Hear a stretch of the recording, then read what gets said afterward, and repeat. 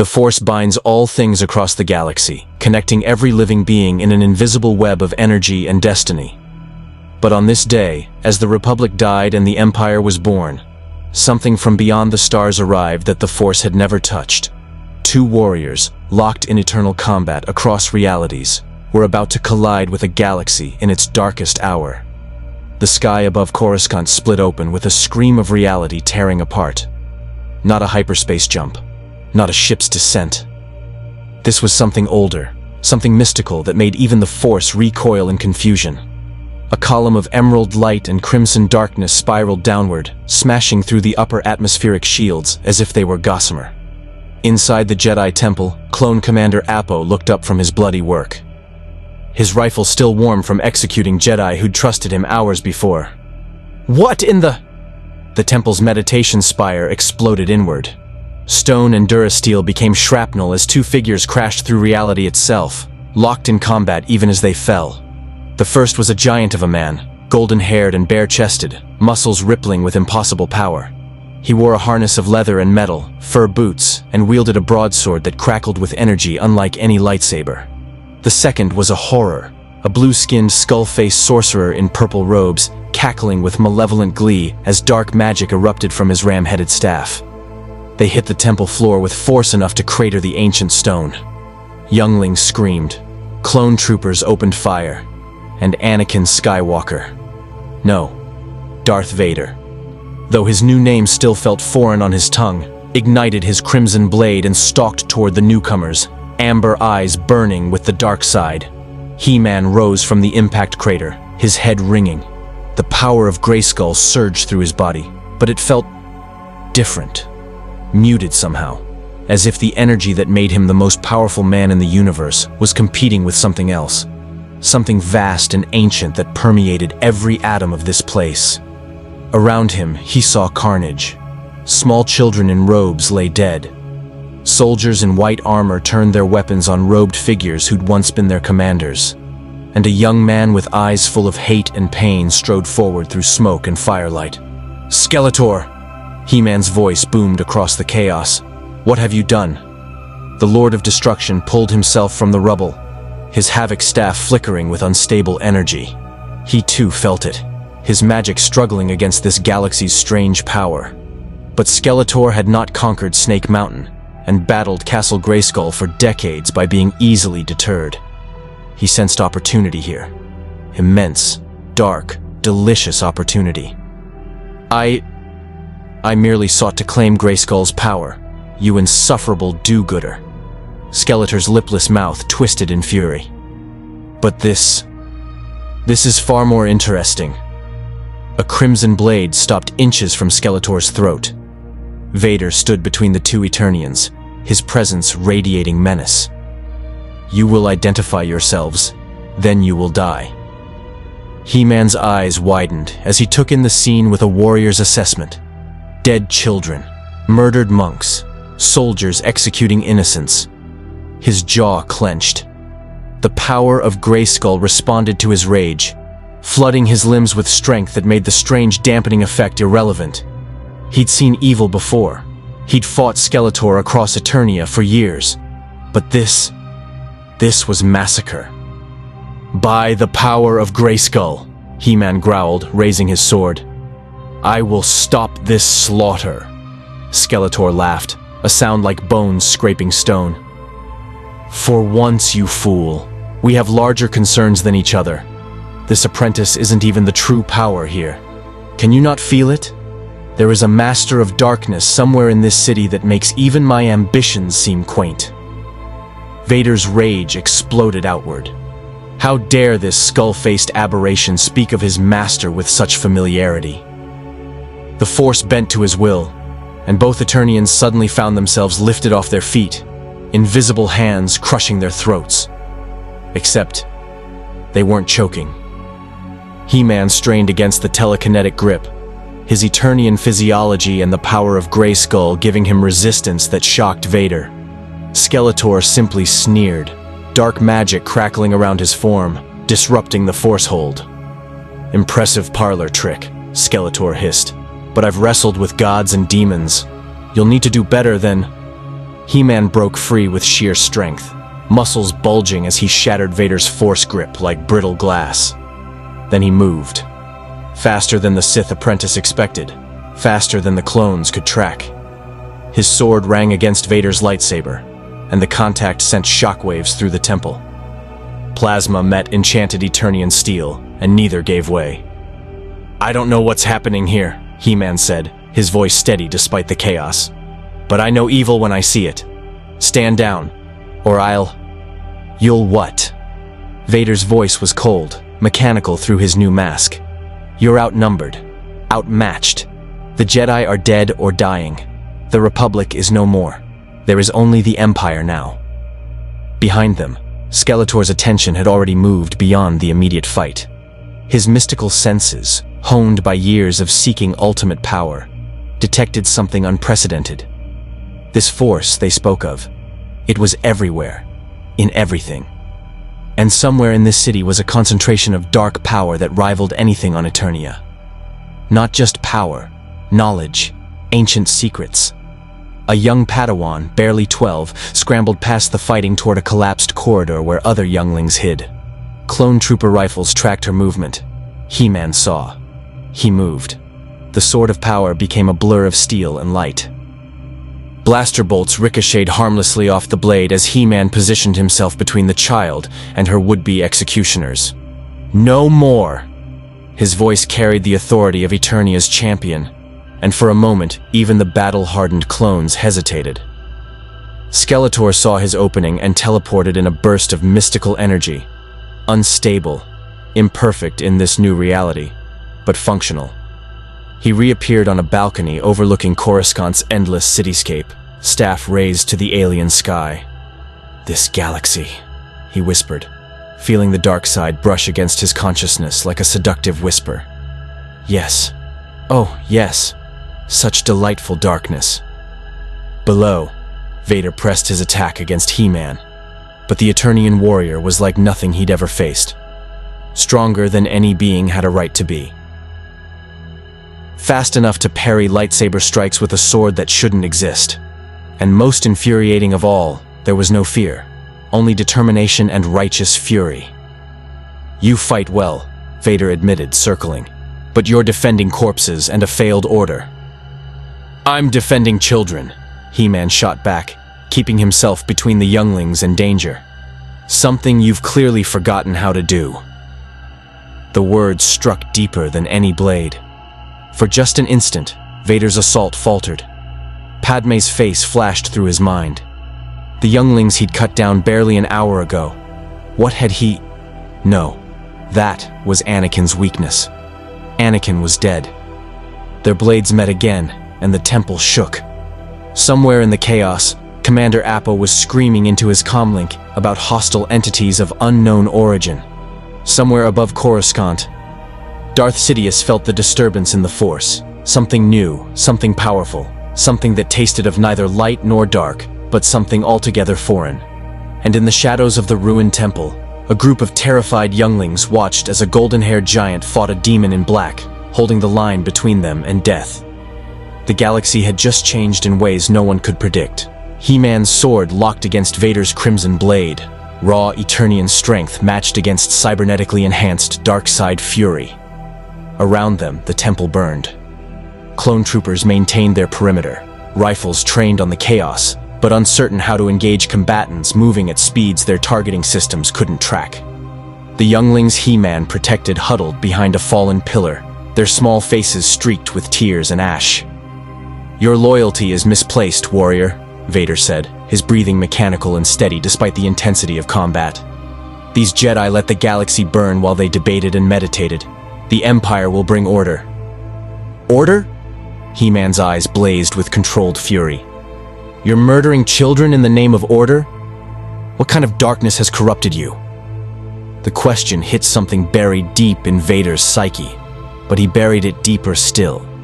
Instead, he reached out with the Force, not to crush or choke, but to read this strange warrior. What he found shocked him. He-Man's presence in the Force was minimal, almost non-existent, not absent like a Yuuzhan Vong, but disconnected. as if he operated on entirely different principles. The realization was both fascinating and infuriating. On the balcony above, Skeletor extended his mystical senses across Coruscant's sprawling surface. The city planet buzzed with activity, ships lifting off, soldiers mobilizing, and beneath it all, a current of fear and oppression that tasted exquisite. But there was something else, a nexus of power in what the locals called the Senate District. Dark-side energy so concentrated, it made his skeletal face twist in hungry anticipation. "Finally," he whispered, "a galaxy worth conquering." A young Jedi Knight, Master Sin Dralig's student, stumbled onto the balcony bleeding from a blaster wound. She was maybe 20, her blue skin marking her as Twi'lek, her leku twitching with pain and shock. She raised her lightsaber with trembling hands, preparing to sell her life dearly against what she assumed was another Sith. Skeletor turned, Havoc's staff crackling with energy. Then he paused. "You're afraid," he observed clinically. "Good. Fear sharpens the mind. Tell me, Blue One, who commands the darkness I feel pulsing from the center of this city?" The Padawan blinked, confused. "What? I don't... You're not with Vader? That mechanical fool?" Skeletor laughed. "I serve no one but myself. Now answer the question, or I'll tear it from your mind the unpleasant way." She should have attacked, should have defended the temple with her life as her training demanded. But something about this skeletal horror's tone wasn't quite like the Sith. There was ambition here, yes, and cruelty. But not the methodical evil she'd felt from Vader, or the ancient malevolence radiating from the Senate. This was... different. "Emperor Palpatine," she gasped. "He was the Chancellor. He orchestrated everything. The war, the clones, all of it. He's a Sith Lord. Darth Sidious." Skeletor's eyes flared with interest. An emperor who hides his power behind political theater. How delightfully duplicitous. And this Sith, they're practitioners of darkness? "The ancient enemies of the Jedi," she confirmed, wavering on her feet. "They use the dark side of the Force to... Force. Yes, I feel it. Permeates everything here." Skeletor tapped his staff against the stone. Not quite like the magic of Eternia, but similar principles. Energy drawn from passion, emotion, will. His gaze sharpened on her. "This Emperor, he accepts apprentices?" The Padawan's eyes widened in horror. "You can't be serious. If you ally with Sidious, the entire galaxy will suffer." "Child, I've spent decades trying to conquer one planet. You're telling me there's a man who conquered a galaxy?" Skeletor's jaw clicked in what might have been amusement. "I must meet this ambitious individual." Below, He-Man's battle with Vader intensified. The Sith apprentice had abandoned lightsaber combat in favor of Force powers, hurling debris, crushing pillars, trying to bring the entire section of temple down on his opponent. But He-Man was the champion of Eternia. He'd lifted Castle Grayskull itself when circumstances demanded. He'd punched through mountains and wrestled gods. A 50-ton marble column hurtled toward him. He-Man raised one hand and caught it, biceps straining but holding firm. Then he pivoted and hurled it back with twice the force. Vader barely dodged, the column smashing through the wall behind him and tumbling into Coruscant's traffic lanes kilometers below. "Impossible," Vader breathed. "No being has that kind of raw strength." "I'm not from your galaxy," He-Man said simply. "And I've faced darker evil than you can imagine. Stand down. Let these children go. Whatever your Emperor promised you, it's not worth this." For a moment, just a heartbeat, Vader hesitated. This warrior spoke with absolute conviction, the kind of moral certainty Anakin Skywalker once possessed. Before the fear, before the anger, before Padme's death on Mustafar. The moment passed. Vader's rage returned, fueled by shame and self-loathing. "You understand nothing. I did this to save..." He caught himself. "The Jedi's time is over. The Empire's time has begun. Accept it or die." He-Man's expression hardened. "Then I'll fight you until you can't stand. By the power of Grayskull." He raised his sword high, and energy crackled along its length. Not the Force. something primal and ancient that made even Vader's cybernetic implants register alarm. "I have the power!" The sword of power erupted with golden light. The shockwave of pure Eternian energy blasted outward, shattering windows and driving clone troopers back. Vader raised his lightsaber defensively, but the wave of power washed over him like a tsunami. Not dark side, not light side, something outside the Force entirely. When the light faded, Vader was on one knee, his systems temporarily overloaded. He-Man stood tall, his form seeming even more massive, more powerful than before. The younglings stared in awe at their unexpected protector. "I don't want to kill you," He-Man said quietly. "But I will protect the innocent. It's what I do." On the balcony, Skeletor watched the display with narrowed eyes. "Still playing the hero, I see. Even here, even now, you cannot help yourself." He turned to the injured Padawan. "Tell your Emperor I wish an audience. Tell him Skeletor, Lord of Destruction, would speak of power and dominion." "Why would I help you?" she spat. "Because, foolish child, I'm giving you and your friends a chance to escape." Skeletor gestured with his staff, and mystical energy swirled around the younglings below, creating a shimmering barrier. "My enemy's crusade to save you provides me the perfect distraction. Go, run. Tell your surviving Jedi that the galaxy just became far more complicated." The Padawan stared at him, disbelieving. "You're helping us?" "I'm using you," Skeletor corrected coldly. "There's a difference. Now go before I change my mind." She hesitated only a second longer before force-jumping down to the younglings. "Come on, quickly!" Together they fled through a side passage, He-Man's protective barrier giving them the seconds they needed. Vader struggled to his feet, systems rebooting. "You let them escape." "I let nothing," He-Man said firmly. "They earned their freedom by surviving this long. Now, are we going to keep fighting, or are you going to tell me what madness has gripped this galaxy?" Before Vader could respond, a presence descended over the temple like a suffocating blanket. Both warriors felt it, He-Man as a pressure against his spirit, Vader as a cold, familiar darkness. Skeletor grinned widely from his perch. Emperor Palpatine had noticed the disturbance. High above Coruscant, aboard a shuttle departing the Senate building, Darth Sidious reached out with the Force. Two presences, powerful, unknown. One radiated raw, heroic energy that made his lip curl in distaste. The other tasted of ambition and dark magic unlike anything he'd encountered in decades of Sith mastery. "Interesting," Sidious whispered. "Most interesting indeed." He opened a comm channel. "Commander Appo, cease your attack on the unknown entities. I wish to speak with them." In the ruins of the Jedi Temple, 3 warriors stood among the ashes of the old order, each one calculating their next move in a galaxy that had just become infinitely more complicated. He-Man helped a wounded Jedi to safety, Vader reported to his master, and Skeletor smiled his skull's smile, already planning conquest. The battle for the galaxy's soul had taken an unexpected turn. The Emperor's shuttle descended toward the Jedi Temple with ceremonial slowness, a deliberate display of power. Clone troopers snapped to attention, their armor still scorched from the chaos of the past hour. He-Man stood amid the ruins, his sword held loosely but ready. Nearby, Vader knelt in deference as his master's craft touched down on the landing platform. Skeletor watched from the shadows of a collapsed archway, his mystical senses drinking in every detail of the dark presence approaching. The shuttle's ramp extended with a pneumatic hiss. Emperor Palpatine emerged, his face hidden beneath a dark hood, his hands folded serenely in the sleeves of his robes.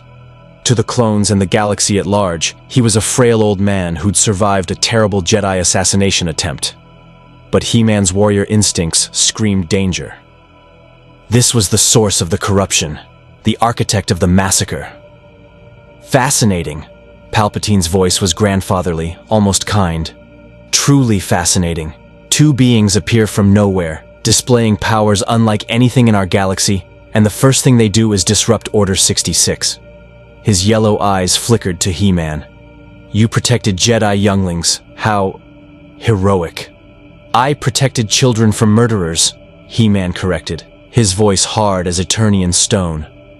Whatever conflict you have with these Jedi, it doesn't justify slaughtering innocents. Innocents? Palpatine's tone remained mild, but darkness rippled beneath it. The Jedi attempted to assassinate me, the democratically elected leader of the Republic. The clone army responded appropriately to eliminate traitors. What you witnessed was justice, not murder. He-Man's grip on his sword tightened. He'd dealt with liars before, Skeletor chief among them. But this Emperor's deception was masterful. Every word technically defensible, every sentence calculated to obscure the monstrous truth. I know evil when I see it. I've fought it my entire life. Have you? Palpatine stepped closer, and He-Man felt the dark side pressing against his psyche like oil against water. Tell me, warrior, what brings you to my empire? Surely not coincidence. Before He-Man could respond, Skeletor emerged from the shadows, his entrance theatrical as always. Coincidence? Hardly. Your apprentice's clumsy force manipulation created ripples across dimensional barriers. It was a complete fabrication, but Skeletor never let truth interfere with opportunity. My enemy and I were drawn here through a tear in reality itself. Palpatine's attention shifted, and for the first time, genuine interest flickered across his features. And you are? Skeletor, Lord of Destruction, Master of the Dark Arts of Eternia. He bowed with mocking flourish. I must congratulate you, Emperor. You've accomplished what I've spent decades attempting, total dominion over your world. Quite impressive. Skeletor, what are you doing? He-Man demanded. You can't seriously be allying with him? Negotiating? Exploring options? Skeletor's laugh echoed across the ruined temple. Unlike you, muscle-bound fool, I understand that in unfamiliar territory, one must adapt. This Emperor clearly appreciates ambition. Palpatine studied Skeletor with the focus of a Sith who'd spent decades manipulating Force users. What he found intrigued him. This skeletal being's presence in the Force was wrong somehow. Not absent, but incompatible. His power functioned on different principles. Dark, certainly. Ambitious, absolutely. But not Sith. Not even close. You seek power, Palpatine observed. Always, Skeletor admitted freely. On my world, there exists a fortress called Castle Grayskull, repository of ultimate power. For years, I've battled this oaf. He gestured dismissively at He-Man, for control of it. Now I find myself in a galaxy where power operates differently. Naturally, I wish to understand these differences. The Force, Palpatine said, is the ultimate power in our galaxy. It flows through all living things, binds the universe together. Those who master it can achieve anything. Immortality, dominion, the reshaping of reality itself. Sounds familiar, Skeletor mused. Though your Force seems more pervasive than Eternian magic. Tell me, Emperor, does it have a dark side? Vader stirred uneasily. His master's smile widened. Indeed it does. Powered by passion, anger, fear, emotions the Jedi foolishly suppress. The dark side offers strength without limit to those bold enough to embrace it. He-Man had heard enough. I won't stand here while you two discuss how to spread darkness across this galaxy. Skeletor, you're coming with me. We're finding a way back to Eternia. Are we? Skeletor turned to face his ancient enemy, staff crackling with unstable energy.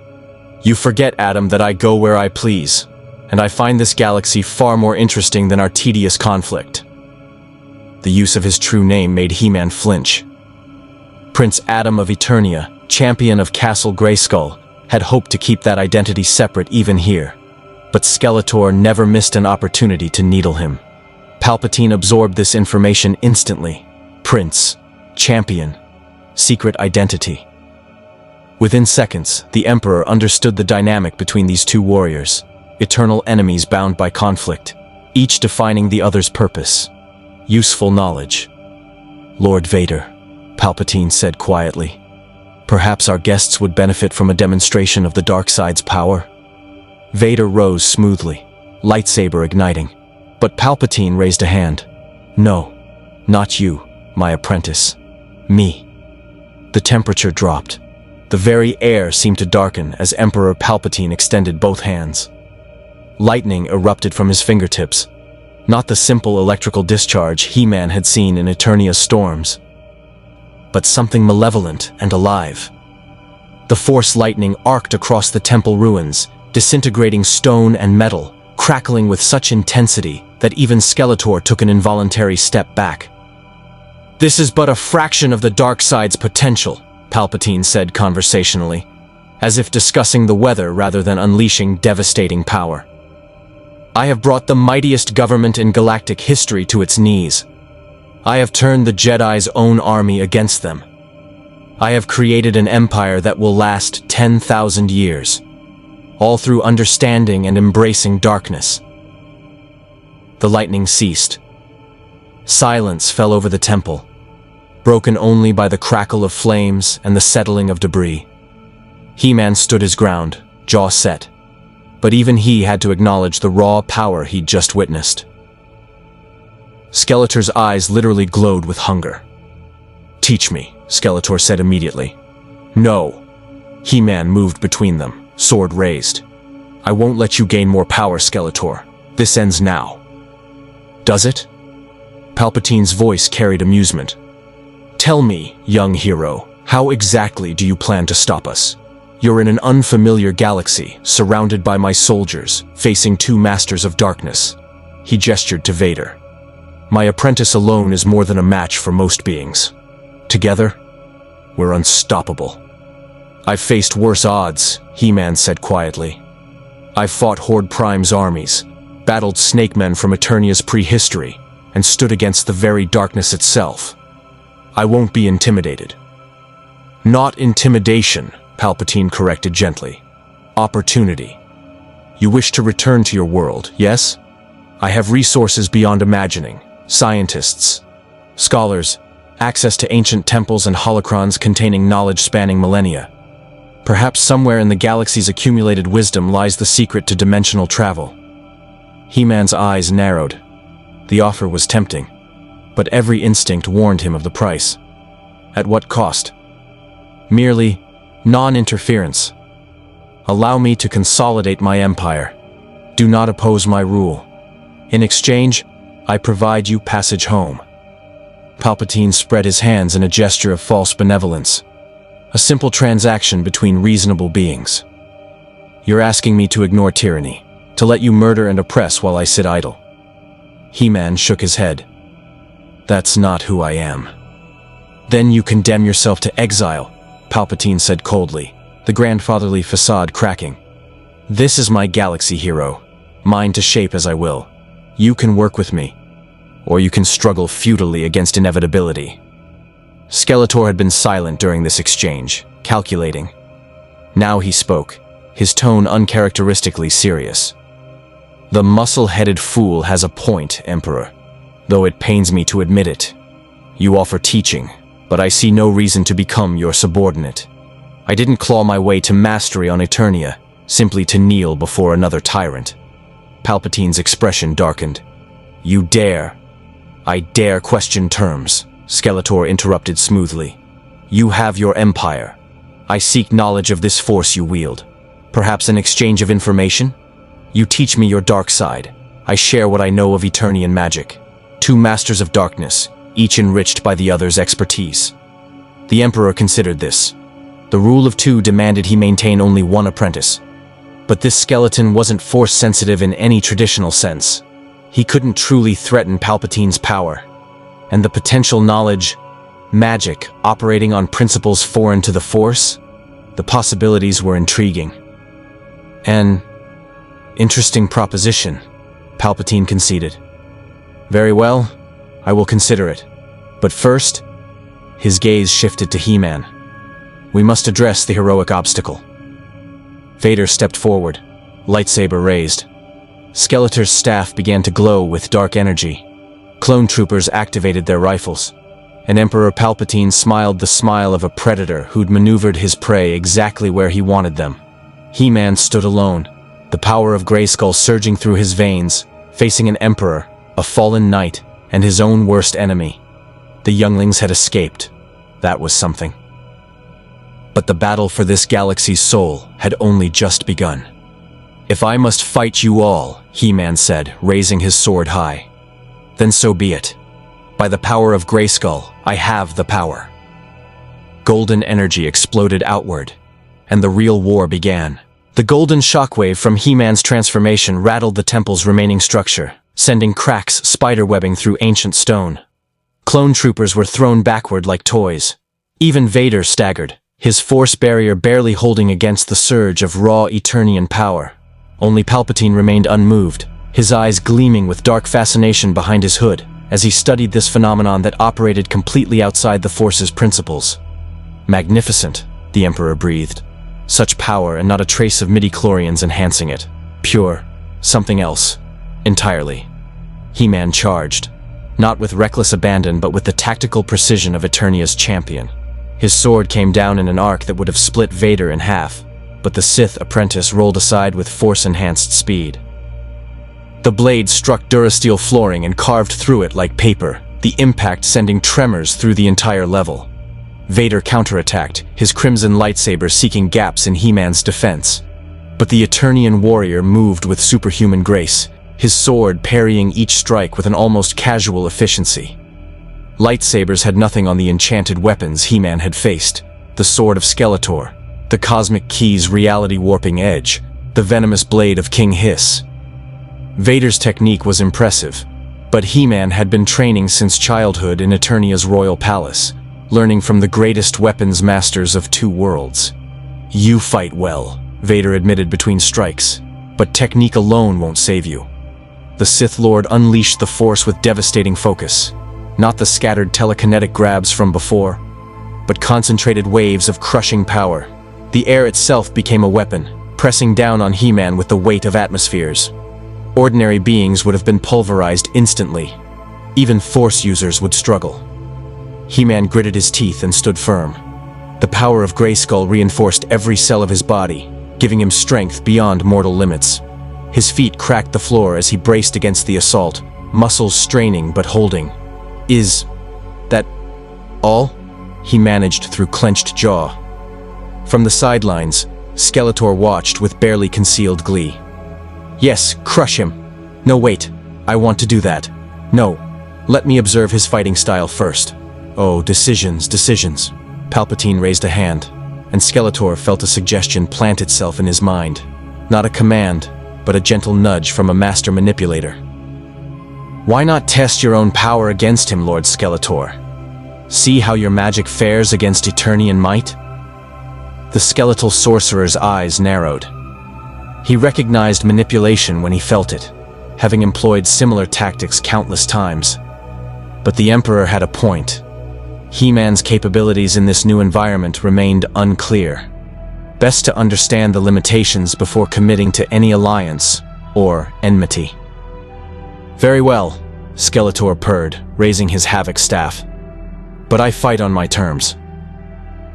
Dark energy erupted from the ram-headed staff, not dark-side force power, but something older and stranger. Eternian magic drawn from dimensional rifts and powered by sheer malevolent will. The spell took form as writhing tentacles of shadow that lashed toward He-Man while he was still locked in struggle against Vader's force assault. He-Man saw them coming and made a split-second decision. He released his defensive stance and leaped skyward, the power of Grayskull launching him 15 meters straight up. Vader's force crush hit empty space. Skeletor's shadow tentacles tangled around themselves, and He-Man came down with his sword extended, aiming for the staff rather than Skeletor himself. The impact sent another shockwave through the temple. Skeletor barely teleported clear in time, reappearing on an intact section of balcony. His staff had been knocked from his grip, clattering across the stone floor. For a moment, genuine surprise flickered across his skeletal features. "Still fast as ever," Skeletor admitted grudgingly. "Though I notice you're breathing harder than usual. This galaxy's energy doesn't quite agree with you, does it?" It was true. He-Man felt the strain now. The power of Grayskull was inexhaustible on Eternia, but here, surrounded by the Force's pervasive energy, he felt resistance. Not enough to weaken him significantly. He was still stronger than anything short of a Force god, but enough to tire him in extended combat. The two power systems were incompatible, grinding against each other like mismatched gears. Palpatine observed all of this with clinical precision. The hero showed vulnerability, exploitable vulnerability. Lord Vader, again, don't give him a moment to recover. Vader attacked with renewed fury, his lightsaber becoming a blur of crimson death. But this time he mixed in Force lightning, dark energy crackling from his cybernetic hand. The electricity hit He-Man square in the chest, and for the first time, the Eternian warrior cried out in pain. Interesting, Palpatine noted. Energy-based attacks affect him more than physical ones.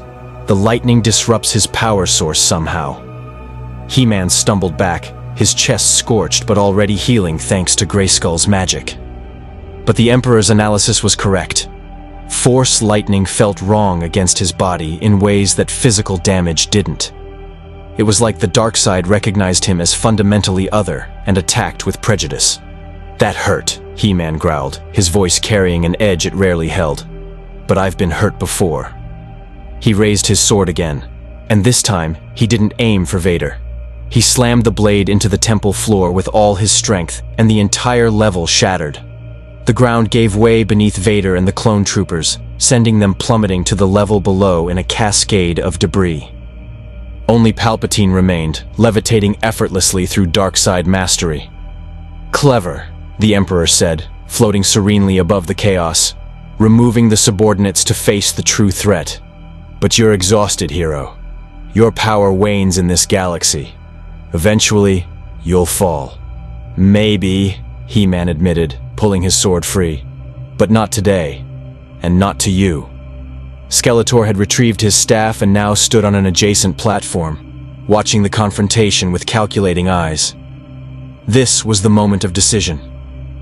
He could aid the Emperor, currying favor with the galaxy's ruler and gaining access to Force knowledge. He could help He-Man, an unthinkable alliance, but one that might preserve both their chances of returning home. Or he could strike at both, seizing whatever advantage chaos provided. "Tell me, Emperor," Skeletor called out, his voice echoing through the ruined temple. "What exactly do you gain from destroying this fool? He's trapped here, same as I am. Powerful, yes, but ultimately alone in an unfamiliar galaxy. Wouldn't a leashed hero prove more useful than a dead one?" Palpatine's eyes gleamed with dark amusement. "You suggest I spare him? How uncharacteristically merciful, Lord Skeletor." "Merciful? Hardly." Skeletor's laugh was bitter. "Practical. We Eternians are difficult to kill, as I've learned through decades of failure. But we can be motivated. Offer him what he wants, a way home, and he'll move mountains to achieve it. Threaten what he protects, and he becomes predictably heroic. Either way, you gain a weapon of tremendous power." He-Man's jaw clenched. "I'm not anyone's weapon, Skeletor. Not yours. Not his." "No?" Skeletor tilted his skull in mock curiosity. "Then what are you, Adam? You exist to fight evil. It's literally your purpose. The sorceress granted you the power of Grayskull to be Eternia's champion. Without evil to oppose, you're just a muscle-bound prince playing dress-up." The words stung because they contained truth. He-Man had defined himself through opposition to darkness, primarily Skeletor's darkness. But here, in this galaxy, he was unmoored from that purpose. The Jedi were nearly extinct. The Republic had fallen, and the architect of this nightmare stood before him, untouchable and supremely confident. Palpatine sensed the hero's moment of doubt and pressed his advantage. "Your enemy speaks wisdom, however inadvertently. You need purpose, direction. I can provide both. The galaxy is vast. Surely there are threats even an empire requires champions to face. Outer Rim pirates, unknown region horrors, ancient Sith artifacts requiring containment. You want me to be your enforcer," He-Man said flatly. "I want you to be what you already are, a warrior for order. The difference is merely who defines that order." Palpatine descended until he stood on solid ground, his presence radiating absolute authority. "The Jedi failed because they served an ideology rather than the people. I offer you something better. The chance to protect billions across thousands of worlds. All I ask is that you don't interfere with Imperial governance." It was a masterful offer, carefully constructed to appeal to He-Man's protective instincts while obscuring the cost. Serve the Empire, and he could save lives. Oppose it, and he'd be hunted across the galaxy while people suffered. The Emperor was boxing him into a corner, using his own heroism as the cage. "And what happens to the Jedi survivors?" He-Man asked quietly. "The younglings I saved, the scattered masters hiding across your empire. Do I stand aside while you hunt them to extinction?" "The Jedi had their chance," Palpatine said coldly. "They chose treachery over loyalty. Their fate is sealed. But you..." He spread his hands in a gesture of false benevolence. "You are not Jedi. You owe them nothing. Why martyr yourself for a failed order?" "Because it was right. Because those children were innocent. Because He-Man had seen too much suffering to accept tyranny, no matter how it dressed itself up as order." The answer was simple, even if the situation wasn't. "I can't," He-Man said, his voice carrying the weight of irrevocable decision. "I won't serve you. I won't ignore injustice, and I won't stop fighting until either you fall or I do." Palpatine's expression hardened into something ancient and terrible. "Then you have chosen death." The Emperor's hands rose, and Force lightning erupted with apocalyptic intensity. Not the demonstration from before, but the full fury of a Sith Lord who'd spent decades perfecting his mastery of the dark side. The electricity wasn't merely energy, it was hate given form, suffering crystallized into weapon, the absolute negation of life itself. He-Man raised his sword, and the sword of power became a lightning rod. Eternian magic met Sith sorcery in a collision of incompatible forces. The blade held, channeling and dispersing the worst of the assault, but energy still arced around it, striking He-Man's body. His muscles seized, his vision blurred. The power of Grayskull fought to protect him, but the lightning was relentless. "Your sword protects you," Palpatine observed, his voice barely audible over the crackling energy. "But even it has limits. How long can you endure, I wonder?" From below, Vader emerged from the rubble, levitating himself up through the Force. He landed beside his master, lightsaber reignited. "Shall I strike while he's weakened, my master?" "Not yet. I want him to understand the futility of resistance first." Skeletor watched the torture with conflicted interest. Part of him, the part that had fought He-Man for years, relished seeing his enemy in agony. But another part, the part that was still Keldor beneath the skull, recognized this as fundamentally wrong. He-Man was his enemy, his to defeat, his to destroy, if it ever came to that. Not this elderly politician's plaything. "Emperor," Skeletor said carefully, "you're wasting potential. That warrior could serve..." Silence. Palpatine didn't even look at him. "You'll speak when I permit it." The casual dismissal ignited fury in Skeletor's hollow chest. He'd been Overlord of Snake Mountain, Master of Dark Magic, Terror of Eternia for decades. He bowed to no one. Not Hordak, not Horde Prime, certainly not some upstart politician who'd gotten lucky with a galaxy-wide manipulation. "I think not," Skeletor said coldly, and his Havoc staff erupted with power. The spell wasn't directed at He-Man or the Emperor. Instead, it targeted the temple's remaining structural supports, already weakened by combat. Eternian magic, fueled by spite and tactical calculation, shattered the final pillars. The entire section of temple began to collapse. Palpatine's concentration broke as he was forced to protect himself and Vader from tons of falling debris. The Force lightning ceased. He-Man collapsed to his knees, gasping, his body smoking but alive. Above them, the ceiling gave way in a thunderous roar. Skeletor teleported to He-Man's side, the last place anyone would expect him to be. "Get up, you fool, unless you want to die buried in rubble." "Skeletor, why?" He-Man struggled to his feet, leaning heavily on his sword. "Because if anyone's going to kill you, it's going to be me," Skeletor hissed. "Not some presumptuous tyrant who thinks he can command Skeletor, Lord of Destruction. Now move." They teleported together in a burst of unstable magic. Skeletor's power still not fully adapted to this galaxy, making the jump painful and imprecise. They rematerialized several levels below, in what had once been the temple archives. Ancient texts and holocrons lay scattered across the floor, damaged but intact. He-Man immediately pulled away from Skeletor, raising his sword despite his exhaustion. "What's your game?" "No game, simple pragmatism." Skeletor's staff crackled with residual energy. "That Emperor dismissed me like a servant. Unacceptable. But more importantly, he proved what I already suspected. He's not interested in knowledge exchange. He wants subordinates, not equals." "So you saved me out of wounded pride?" "I saved us both from immediate destruction," Skeletor corrected acidly. "The Emperor is too powerful to face directly, especially in his seat of power. We need to understand this galaxy better, recover our full strength, and plan accordingly, temporarily." He-Man studied his ancient enemy, searching for deception.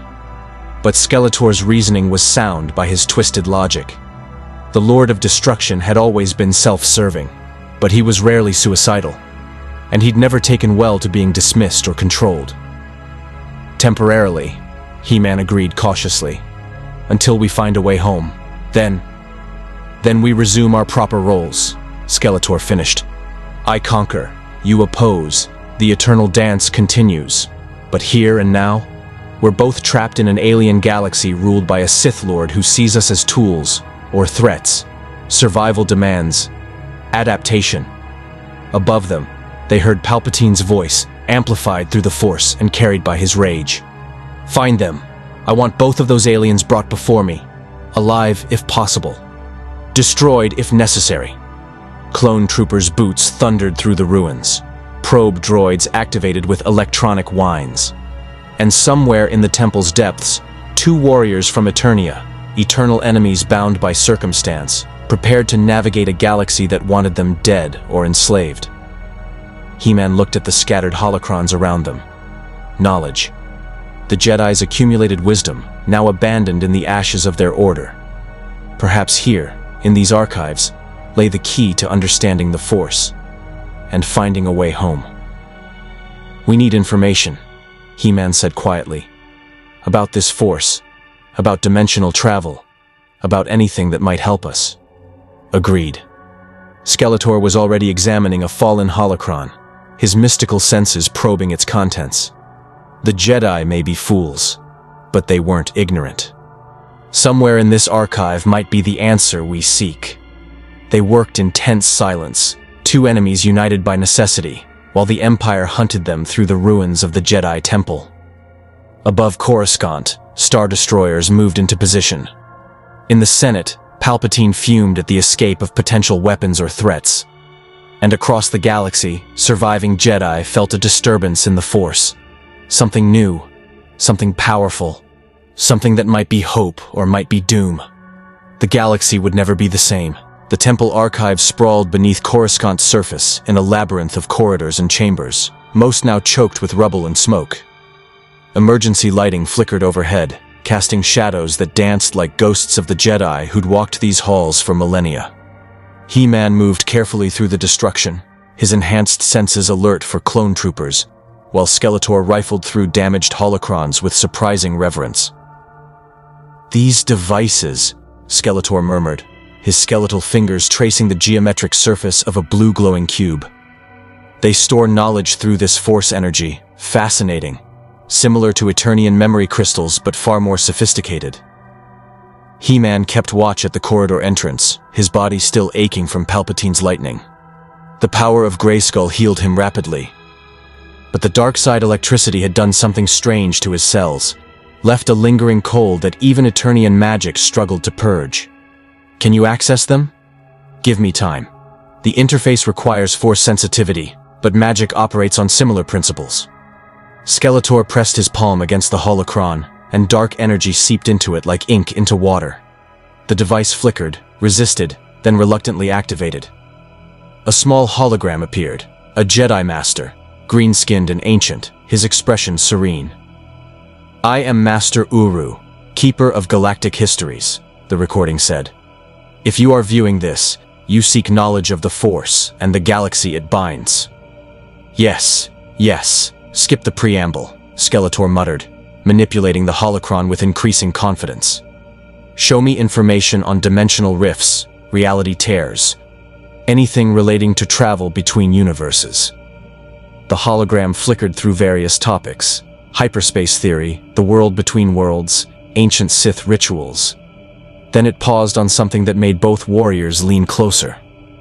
"The Celestials," Master Uru's voice intoned, "were beings of immense power who existed before recorded history. They reshaped galaxies, created the Maw, and some texts suggest they could breach the barriers between realities themselves. Their technology and temples remain scattered across the unknown regions, though none have functioned for millennia." He-Man and Skeletor exchanged glances. Rare moment of shared purpose. "Unknown regions?" He-Man asked.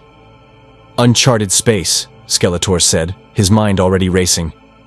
"Dangerous, unexplored, far from Imperial control. If celestial technology exists that could open dimensional portals, then we need to find it." He-Man's jaw set with determination. "But first, we need to escape Coruscant. The Emperor won't stop hunting us." As if summoning them by mention, footsteps echoed down the corridor. Clone troopers, moving in tight formation, their rifles raised and scanning. He-Man prepared to fight, but Skeletor raised a hand, whispering an incantation. Shadows deepened around them, bending light and obscuring their presence. Not true invisibility, but enough to make them difficult to perceive. The clones passed within meters, their sensors showing nothing. One trooper paused, frowning. "Thought I heard something." "Keep moving," the squad leader ordered. "Lord Vader wants every level searched." When they'd gone, Skeletor released the spell with a hiss of exhaustion. "This galaxy's energy, it fights my magic at every turn. I can maintain simple spells, but anything complex drains me far faster than on Eternia." "The power of Grayskull feels the same," He-Man admitted. "Like trying to breathe underwater. I'm still strong, but it's harder." He looked at his ancient enemy with grudging respect. "That spell saved us. Thank you." "Don't mistake pragmatism for altruism," Skeletor snapped, though his tone lacked its usual venom. "We need each other alive until we escape this trap. Nothing more." They gathered what holocrons they could carry. 3 intact cubes containing information on celestial sites, hyperspace navigation, and Force philosophy. As they prepared to leave, He-Man paused before a memorial wall. Names. Thousands of names of fallen Jedi, carved into stone across generations. And now, the entire order would be added to that list. "They didn't deserve this," He-Man said quietly. "Whatever their flaws, they tried to protect people." "They failed," Skeletor observed, "but not cruelly. They grew complacent, blind to the darkness growing in their midst. A lesson for us both. Power means nothing if you're too rigid to recognize threats." Above them, the temple shuddered as something massive landed on the upper levels. Not a shuttle, something heavier. Star Destroyer-class weapons powering up. Palpatine was done with subtlety. "Time to leave," He-Man said. "Do you have enough magic to teleport us off Coruscant? Teleport across an entire planet? In this Force-saturated environment?" Skeletor laughed bitterly. "I'm powerful, not suicidal. We need a ship. Then we find one." He-Man moved toward a side passage that sloped upward. The temple had landing platforms. If any ships survived, they ascended through the ruins, navigating collapsed stairwells and shattered meditation chambers. Everywhere, evidence of massacre. Fallen Padawans, blaster-scorched walls, the lingering stench of death. He-Man's fists clenched with each new horror. Skeletor remained impassive, though something flickered in his hollow eyes that might have been distaste. The landing platform level was a war zone. Several Jedi interceptors remained, their sleek forms damaged but potentially functional. Clone squads guarded the area, establishing a perimeter while tech specialists examined the ships. He-Man counted at least 30 troopers, 2 attack gunships, and, worse, Darth Vader himself. standing at the platform's edge, staring out over Coruscant's endless cityscape. "Of course he's here," Skeletor muttered. "The Emperor's attack dog, obedient and predictable." He-Man studied the situation with a warrior's eye. Direct assault would work. He could fight through 30 clones, but it would be loud and attract reinforcements. They needed stealth, speed, and a distraction. "I have an idea," He-Man said, "but you're not going to like it." "I already don't like it," Skeletor replied. "Tell me anyway."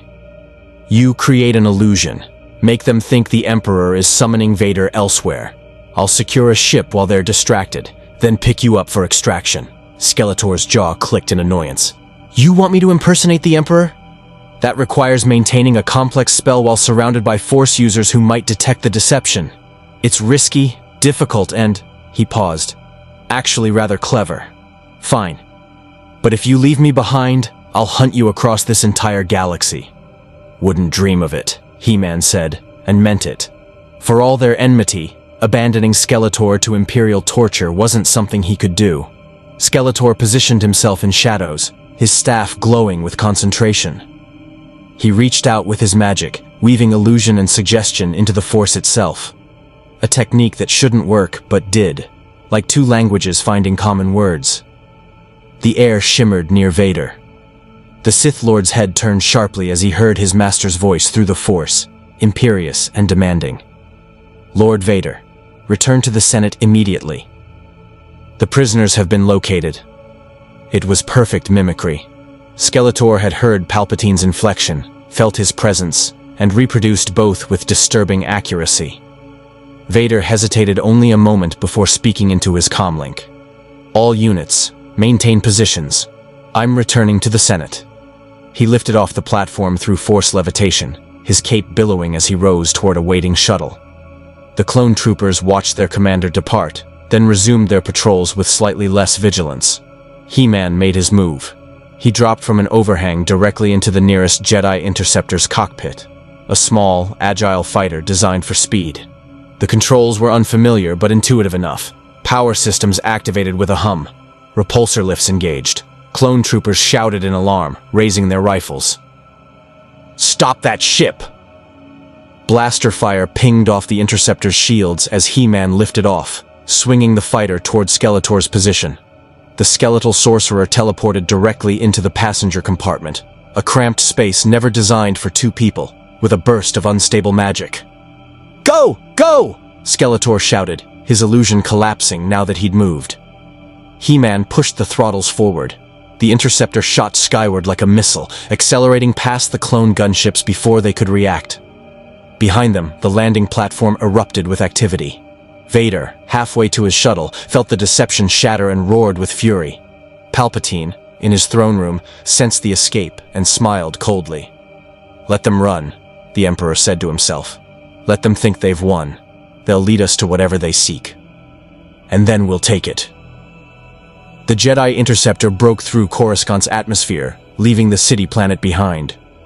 He-Man set coordinates for the unknown regions based on the holocron data. Beside him, Skeletor clutched his Havoc staff and studied the star charts with hungry intensity. "Freedom," Skeletor breathed. "Temporary, as it may be." "Now the real journey begins," He-Man said, watching stars streak past as they jumped to hyperspace. "Finding celestial technology, learning about the Force, and finding our way home." Neither warrior mentioned that they'd just made permanent enemies of the galaxy's most powerful regime. Neither mentioned that their uneasy alliance would eventually end. For now, survival and purpose aligned. Two warriors from Eternia, sailing into the unknown regions, seeking power older than the Force itself. Behind them, the Empire mobilized. Ahead, mysteries awaited. Hyperspace was disorienting for warriors used to Eternia's straightforward physics. The Jedi interceptor hurtled through a tunnel of swirling blue-white energy, reality compressed into something that shouldn't exist. He-Man gripped the controls with unnecessary tension while Skeletor studied the stolen holocrons, their blue glow illuminating his skeletal features. "According to this archive," Skeletor said, manipulating the holographic interface, "the Celestials created massive structures across the galaxy.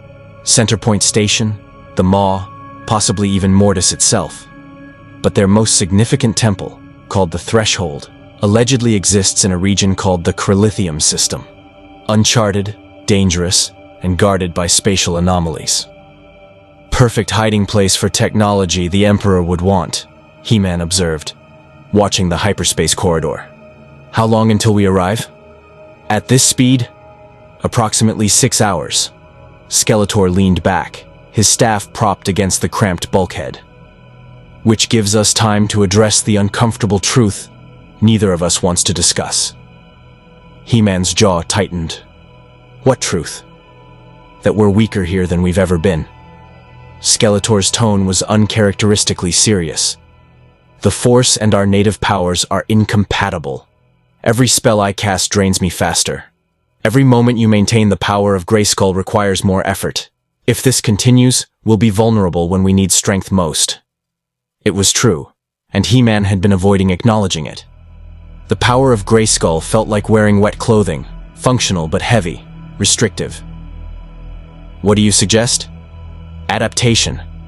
Skeletor held up one of the holocrons. These Jedi mastered the Force through discipline and training. Their power operates differently than ours, but the principles are similar. Willpower shaping energy, consciousness directing reality. If we could harmonize our abilities with the Force rather than fighting against it. You want us to become Force-sensitive? He-Man frowned. Is that even possible? Everything is possible with sufficient understanding, Skeletor replied. The Emperor's lightning affected you more than physical attacks because it resonated with the Force while your power doesn't. But what if we could make our powers resonate? Use the Force as a conduit rather than an obstacle. He-Man considered this. It made tactical sense, but something troubled him. The Jedi spoke of the Force having a light side and dark side. If we tap into it, won't it try to change us? Probably. Skeletor's smile was grim.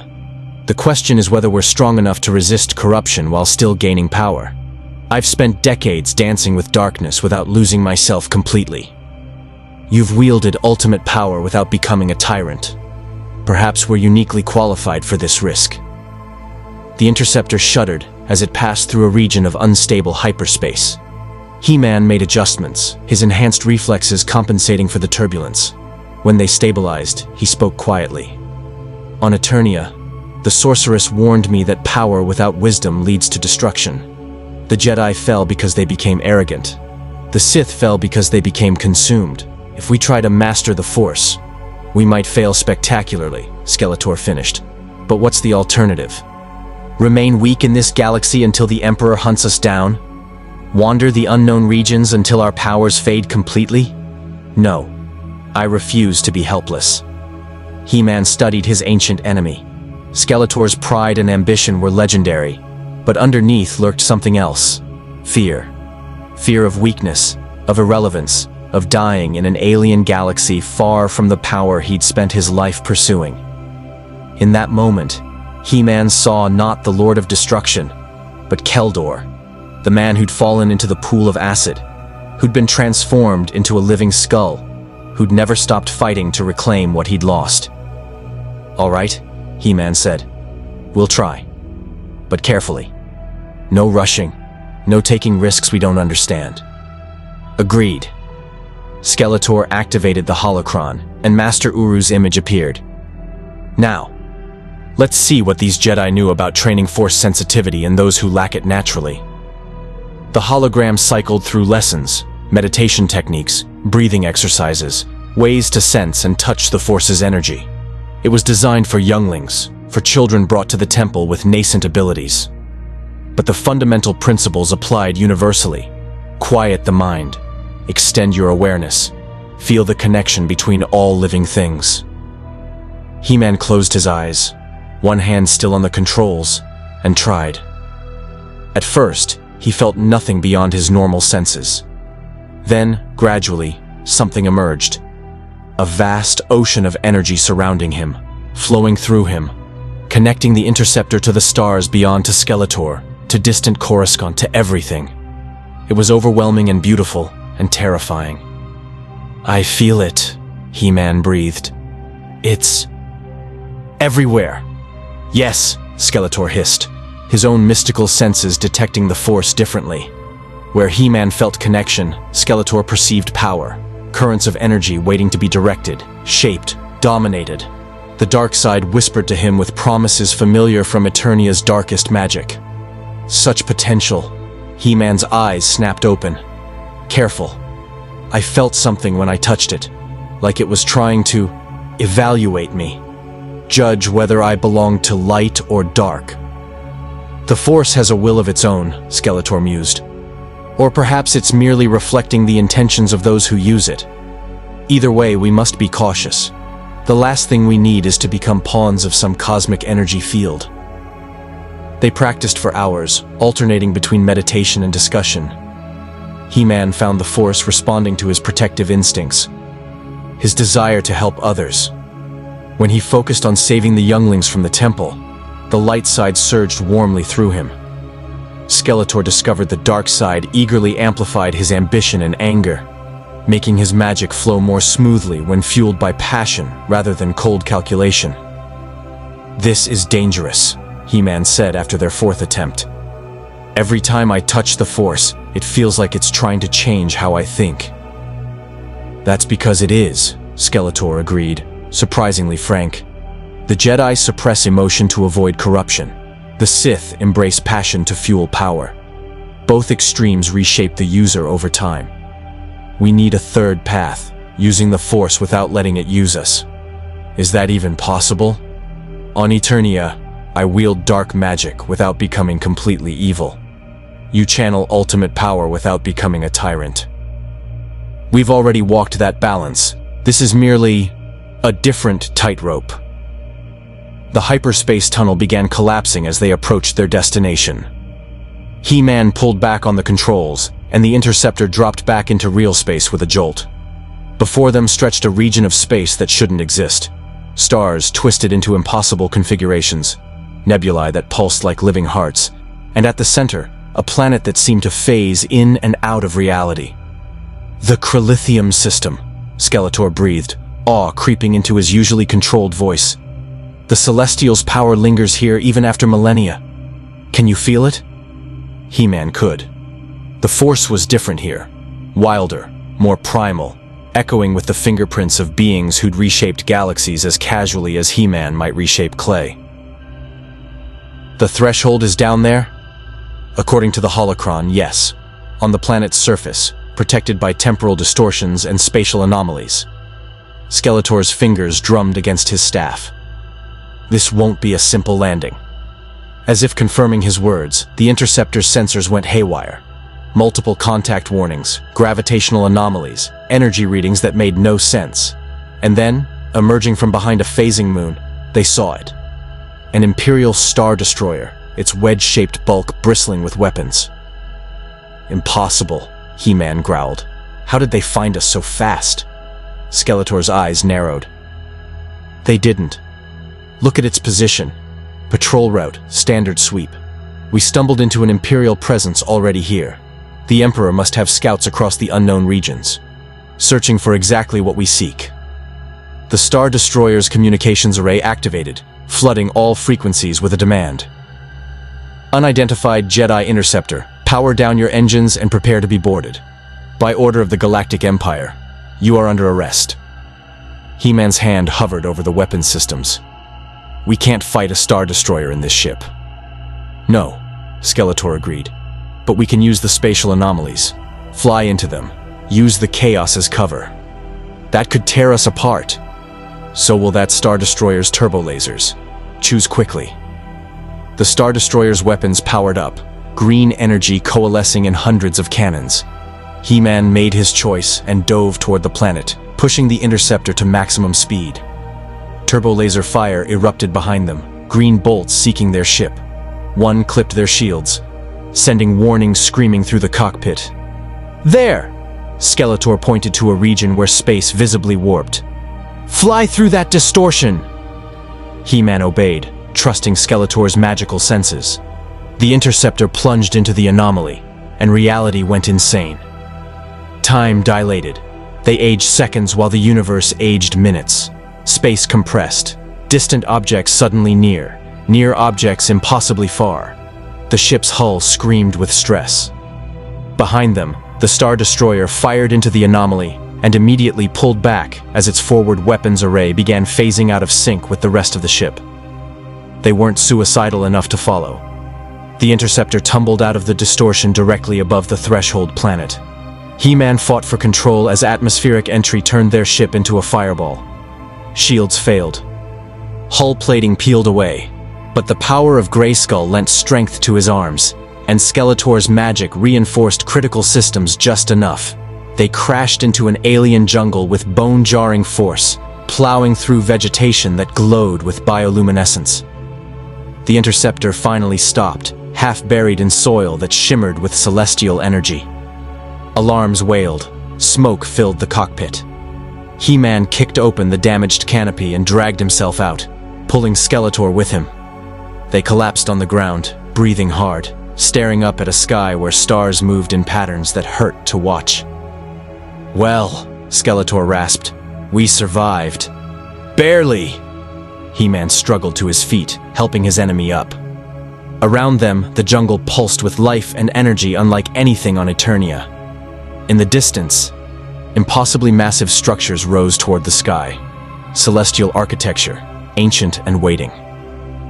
"The threshold is close," Skeletor said, sensing the power emanating from the ruins. "I can feel it. Technology that predates the Force itself." He-Man retrieved his sword from the wreckage and slung it across his back. "Then let's find it, before the Empire figures out how to follow us through those anomalies." They set off into the alien jungle. Two warriors from Eternia seeking the power of beings who'd existed before recorded time. Above them, the Imperial Star Destroyer began launching probe droids, determined to find what the Emperor sought. And in his throne room on Coruscant, Darth Sidious smiled, sensing through the Force that his prey had led him exactly where he wanted them to go. The hunt continued. The jungle surrounding the Celestial Temple defied natural law. Trees grew in spirals that twisted through multiple dimensions. Rivers flowed uphill, their water reflecting stars that didn't exist in this reality. Flowers bloomed and wilted in seconds, cycling through entire life cycles while He-Man and Skeletor pushed through the undergrowth. The Force here was almost tangible, thick as syrup, ancient as creation itself. "The Celestials shaped this place with their will," Skeletor observed, using his staff to part vegetation that tried to grow around them. "Reality is thinner here, more malleable. Fascinating and disturbing in equal measure." He-Man kept his senses alert for danger. Something watched them from the jungle. He felt eyes that might be predators, or might be the planet itself, aware and judging. "How much farther?" "The temple should be—" Skeletor stopped abruptly, his staff flaring with warning. "Down." They dove aside as the ground erupted. What emerged was unlike anything on Eternia. A creature of crystalline flesh and impossible geometry, its form shifting between states of matter.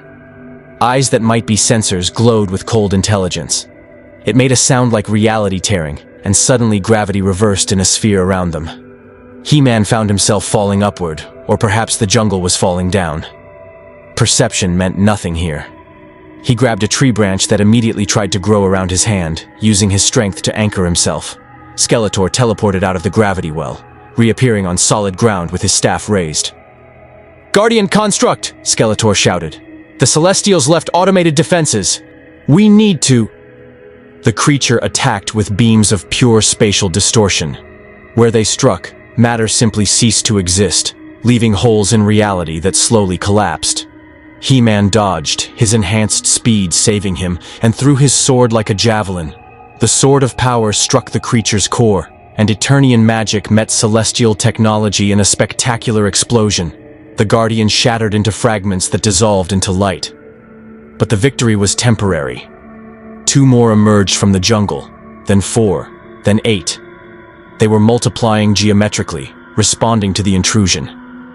"We can't fight them all!" He-Man caught his sword as it returned to his hand, the weapon's magic allowing such tricks. "We need to reach the temple. This way." Skeletor blasted a path through the Guardians with dark magic, each spell taking more effort than the last.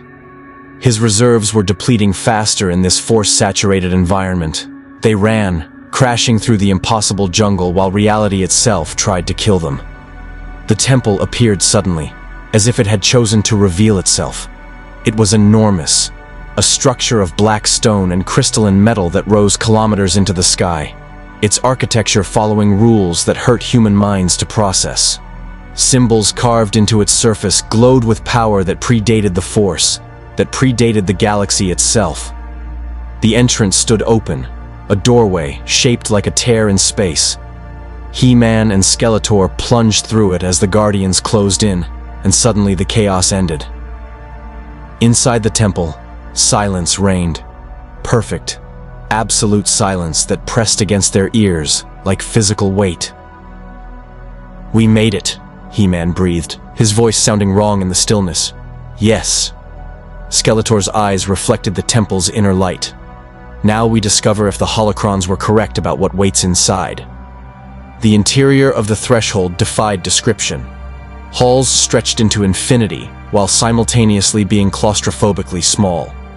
Staircases led both up and down to the same destination. Chambers existed in multiple time periods at once. They could see the temple both new-built and ancient ruined, depending on how they looked. At the center, they found the Convergence Chamber. It was a sphere 50 meters in diameter, its walls covered in mechanisms and symbols that operated on principles beyond understanding. At the chamber's heart floated an artifact, a geometric shape that couldn't exist in three-dimensional space, rotating through dimensions they couldn't perceive. Power radiated from it like heat from a sun. "The Celestial Keystone," Skeletor whispered with naked hunger. The holocron mentioned this. A device that allows manipulation of universal boundaries. With this, we could open a portal back to Eternia. He-Man approached cautiously, his warrior's instincts screaming warnings. If it's that powerful, why hasn't the Empire found it? "Because only beings with power from outside this galaxy can interact with it," a new voice said from behind them. They spun, weapons raised. Standing in the chamber's entrance was an old man in tattered robes, his beard gray and unkempt, his eyes holding wisdom and sorrow in equal measure. He leaned on a gnarled walking stick, but the Force radiated from him with surprising strength. "Who are you?" He-Man demanded. "A survivor, a witness, a fool who thought he could hide from the galaxy's fate." The old man stepped into the chamber, and they recognized the robes, Jedi, though ancient in style. "I am Jev Parak, once a Jedi archaeologist. I've been studying this temple for 30 years, hoping to understand the Celestials. And now, on the day the Order falls, two beings from beyond arrive seeking their power." Skeletor's staff crackled with defensive energy. "You've been here since before the Empire? How did you survive?" "The temple sustains me, feeds me, protects me from time's ravages in exchange for my attention." Jev's smile was bitter. "I felt every Jedi die today. Felt the Republic transform into Empire. Felt the darkness win. And I did nothing because I'm a coward who hid in ancient ruins while my Order burned." He-Man lowered his sword slightly. He recognized the guilt in the old Jedi's eyes. It mirrored what he'd felt during moments when he'd failed to save everyone, when being the most powerful man in the universe wasn't enough. You couldn't have stopped it. One man against an empire. "You don't understand," Jev interrupted, his voice cracking. "I saw this coming decades ago. Found prophecies in celestial archives, warnings of a great darkness, but the Council dismissed me as obsessed, paranoid. They exiled me here to get me out of the way. And they were wrong, and now they're dead, and I was right. But it doesn't matter." Skeletor had less patience for self-pity. Fascinating tragedy. "Now tell us how to use the keystone before the Emperor's forces find a way through the anomalies." Jev's eyes hardened. "Why would I help you? I felt your presence when you arrived. One of you radiates heroic light, true. But the other..." He stared at Skeletor with undisguised distaste. "The other is wrapped in darkness, ambition, cruelty, hunger for power. You're no different than the Sith." "I'm nothing like those pale imitations," Skeletor hissed. "I don't hide behind politics or manipulate from shadows. I seek power openly and rule through strength. At least I'm honest about my nature. Honest evil is still evil, and self-righteous martyrdom is still useless. Skeletor's rage boiled over, his staff erupting with dark magic. Your order fell because you were too pure, too certain of your righteousness to see the rot within. I've survived for decades because I accept what I am and adapt accordingly. Which of us is truly wiser? He-Man stepped between them before the confrontation escalated. Stop. Both of you. He turned to Jev. You're right to be suspicious of Skeletor. He's my enemy, and he's done terrible things. But he's also helped me survive in this galaxy when he could have let me die. And right now, we need to work together to prevent the Emperor from claiming this power. Why should that concern me? Jev asked bitterly. The Empire, the Jedi, the Republic, all failed in their own ways. Perhaps the Celestials were wise to abandon this galaxy to its fate. Because giving up helps no one, He-Man said firmly. I've fought evil my entire life. Sometimes I've won, sometimes I've lost, but I never stopped trying. The Jedi may have fallen, but their ideals, protecting the innocent, fighting for justice, those ideals survive as long as someone carries them forward. Jev stared at him for a long moment. Then, surprisingly, he laughed. A harsh, bitter sound. You remind me of why I became a Jedi in the first place. Before the politics, before the Council's arrogance, when it was just about helping people. He straightened, some of his defeat falling away. Very well. I'll help you use the keystone. But understand, it requires 3 Force users working in perfect harmony. 1 to anchor the gateway, 1 to shape its destination, 1 to stabilize reality around it. We're only 2, He-Man observed. No, you're 2 Eternians and 1 Jedi, 3 Force users. Jev gestured to them both. I've felt you attempting to connect with the Force during your journey here. Clumsy, dangerous, but present. You've begun the process of adaptation. With my guidance, you might manage it. Skeletor's eyes gleamed. Then teach us. Quickly. I feel Imperial probe droids breaching the outer anomalies. Jev led them to positions around the keystone, forming a triangle. The Celestials created this device to test beings worthy of traveling between realities. It requires perfect balance, light side, dark side, and the space between. Too much of either extreme, and the portal collapses catastrophically. I can be the light, He-Man said, taking his position. And I the dark, Skeletor agreed, standing opposite. Which leaves me as the balance, Jev concluded. Ironic. The exiled Jedi finally serving a purpose. He closed his eyes, reaching out with the Force. When I give the signal, both of you channel everything you have into the keystone.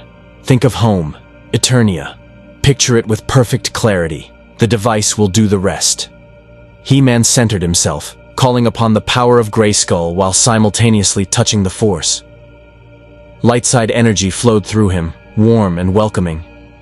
He thought of Eternia, of Castle Grayskull, of the Sorceress, of his duty as champion. The keystone began to glow.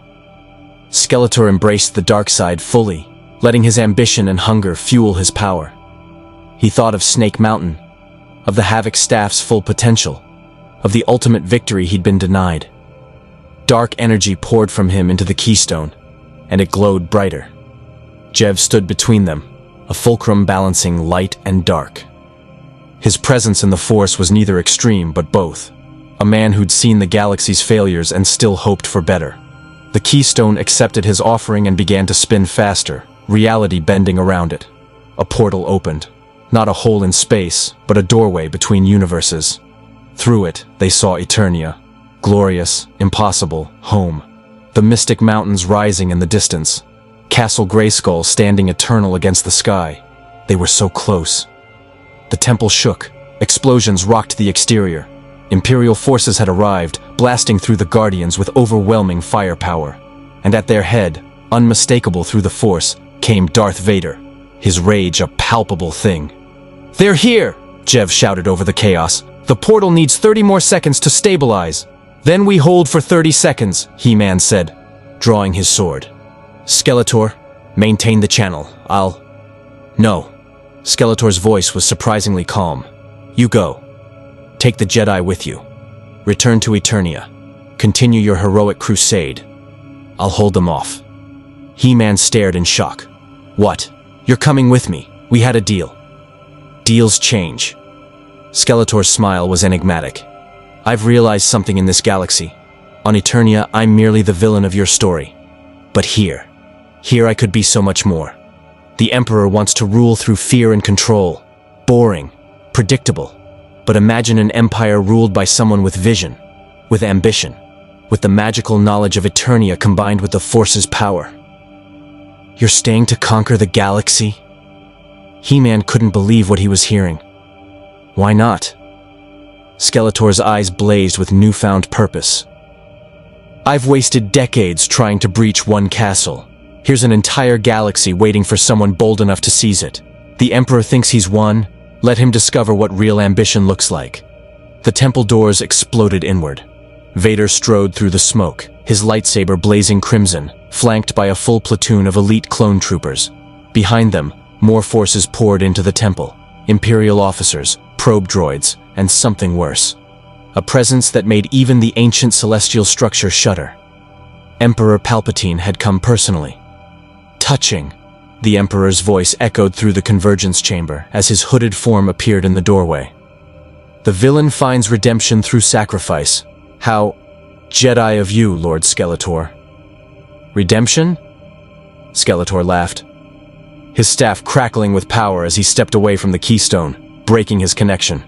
Jev immediately compensated, pouring more of his own force energy into maintaining the portal. You misunderstand, Emperor. This isn't redemption. It's strategy. Dark magic erupted from the Havoc staff with unprecedented fury. Skeletor had been conserving his strength, adapting slowly to this galaxy's energy. But now he unleashed everything. Decades of magical knowledge, refined through countless battles, amplified by his growing connection to the dark side. The spell struck the clone troopers like a physical wave, hurling them backward. Several simply ceased to exist, erased by the raw mystical power. Vader raised his hand, and the Force met Eternian magic in a collision that cracked the celestial floor. For a moment, the Sith apprentice held, his cybernetic enhancements and dark side mastery providing resistance. Then Skeletor grinned and doubled the output. I am Skeletor, Lord of Destruction. His voice boomed with dark authority. I have battled gods and demons.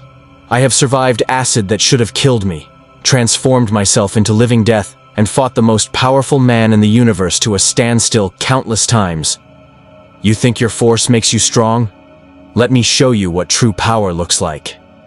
The Havoc staff blazed like a dark star. Skeletor had finally understood. The Force wasn't an obstacle to his magic. It was fuel. By embracing the dark side completely, without the Sith's religious constraints, he could channel both Eternian sorcery and Force power simultaneously. The combination was devastating. Vader flew backward, crashing through a wall. Clone troopers scrambled for cover, and Palpatine's eyes widened with something he rarely felt: genuine surprise. He-Man! Go! Skeletor shouted, his form surrounded by a maelstrom of dark energy. This is my choice, my destiny! I'll not have you ruin it with your insufferable heroism. He-Man stood frozen, torn between duty and something unexpected, concern for his greatest enemy. Skeletor, they'll destroy you, or worse, corrupt you completely. The Emperor is about to learn that he's not the only one who can manipulate galaxies. Skeletor's skull face twisted into a terrifying smile. I've watched him, studied his methods. He conquered through deception and patience. Imagine what I can achieve with ambition and power. Now go, you fool, before I change my mind. The portal to Eternia pulsed, growing unstable. Jev was straining, his old body pushed beyond its limits. He-Man, if you're going, it has to be now. I can't hold this much longer. Palpatine's voice cut through the chaos, cold and calculating. Lord Vader, forget the skeleton. Collapse the portal. Kill them all. Vader rose from the rubble, his armor scorched, his breathing labored. But his lightsaber reignited, and he raised both hands. The Force bent to his will with crushing intensity, focused entirely on the celestial keystone. The artifact began to crack under the pressure, its impossible geometry fracturing. "No!" Jev screamed, trying to hold the portal open even as reality itself rebelled. Blood ran from his nose and ears. The strain was killing him. He-Man made his decision. He grabbed Jev bodily and threw him toward the portal. "Get to safety. Tell the sorceress what happened here." "What about you?" Jev tumbled through the dimensional doorway, his voice growing distant. "I can't leave him to face this alone." He-Man turned to face Vader and Palpatine, his sword raised. "Even if he is my enemy." Skeletor's eyes flickered with something that might have been gratitude, or might have been annoyance. "Sentimental idiot. I told you to leave. And when have I ever listened to you?" He-Man stood beside his ancient foe, and together they faced the Empire's might. "Besides, someone needs to make sure you don't actually conquer this galaxy." "No promises," Skeletor muttered, but his tone carried less venom than usual. The portal collapsed with a sound like reality screaming. The keystone shattered into fragments that dissolved into non-existence. Their chance of easy return to Eternia vanished in an instant. Jev was safe on the other side, but He-Man and Skeletor were trapped. Palpatine laughed, a sound devoid of warmth or humor. "How delightful. The hero sacrifices his escape for the villain. The villain stays to pursue conquest rather than flee.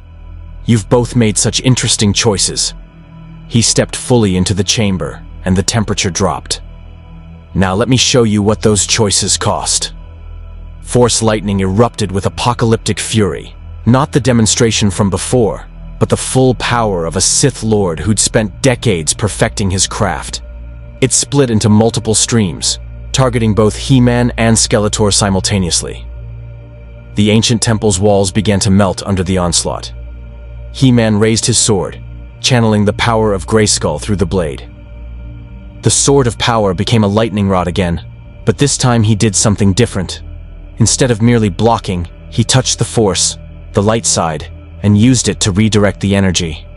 The lightning arced harmlessly into the floor, dissipating into the celestial structure. Skeletor created a barrier of pure dark magic, reinforced with dark side power. The lightning struck his shield and stopped cold, unable to penetrate. "Impressive, Emperor. But I've been struck by lightning from gods. Yours is merely adequate." Palpatine's expression shifted from amusement to something darker. "Lord Vader, with me. These beings require our combined strength." Vader moved to his master's side, and together they unleashed power that would have destroyed a small city. Force lightning, telekinetic waves, reality-warping Sith sorcery. Everything they possessed hurled at the two Eternians. The temple shook, reality fractured. The very Force itself seemed to scream under the strain. He-Man and Skeletor stood back to back, defending themselves through a combination of Eternian power and their growing Force sensitivity. Light met dark. Hero fought beside villain, and against all odds, they held. "This is insane," He-Man grunted, deflecting a wave of Force energy. "This is glorious," Skeletor countered, his staff blazing. "Finally, a battle worthy of our abilities." But they were tiring. The power of Grayskull and Eternian magic could only do so much in this alien galaxy. Palpatine and Vader had the home advantage. The Force responded to them naturally, effortlessly. He-Man's arms trembled under the constant assault. Skeletor's spells grew weaker, less precise. Then the temple itself responded. The Celestials might have abandoned this galaxy millennia ago, but their structures remembered their purpose: to test beings, to challenge those who sought power, to ensure that only the worthy survived. The threshold recognized two warriors fighting with everything they had against overwhelming odds. It recognized their determination, their growth, their unexpected alliance. Ancient mechanisms activated. Energy that predated the Force itself flooded the chamber. The celestial technology amplified He-Man and Skeletor's powers, harmonizing Eternian magic with this galaxy's energy for the first time. Suddenly, their abilities no longer fought against the Force. They worked with it, complementing it, creating something unprecedented. He-Man's sword blazed with golden white light infused with the Force's pure power. Skeletor's staff erupted with dark side energy perfectly merged with Eternian sorcery. Together, they struck back. The shockwave sent Vader flying through 3 walls. Palpatine's force barrier barely held, cracks spiderwebbing across his defense. Clone troopers were vaporized instantly. The entire temple groaned under the release of power. When the light faded, He-Man and Skeletor stood transformed. Not physically, they looked the same. But something fundamental had changed. They'd achieved what Jev said was necessary. True integration of their native powers with the Force. They were no longer outsiders fighting against this galaxy's energy. They were something new. Palpatine stared at them with naked hunger and fear combined. "Magnificent," he whispered. "You've achieved in minutes what takes decades, the Celestials' final gift, forced evolution through trial by fire." His smile returned, cold and calculating. "Lord Vader, retreat. We have what we came for." "Master?" Vader pulled himself from the rubble, confused. "Understanding," Palpatine explained, his eyes never leaving He-Man and Skeletor. "I came to prevent them from escaping. Instead, I've witnessed their transformation. Knowledge I can use, power I can replicate.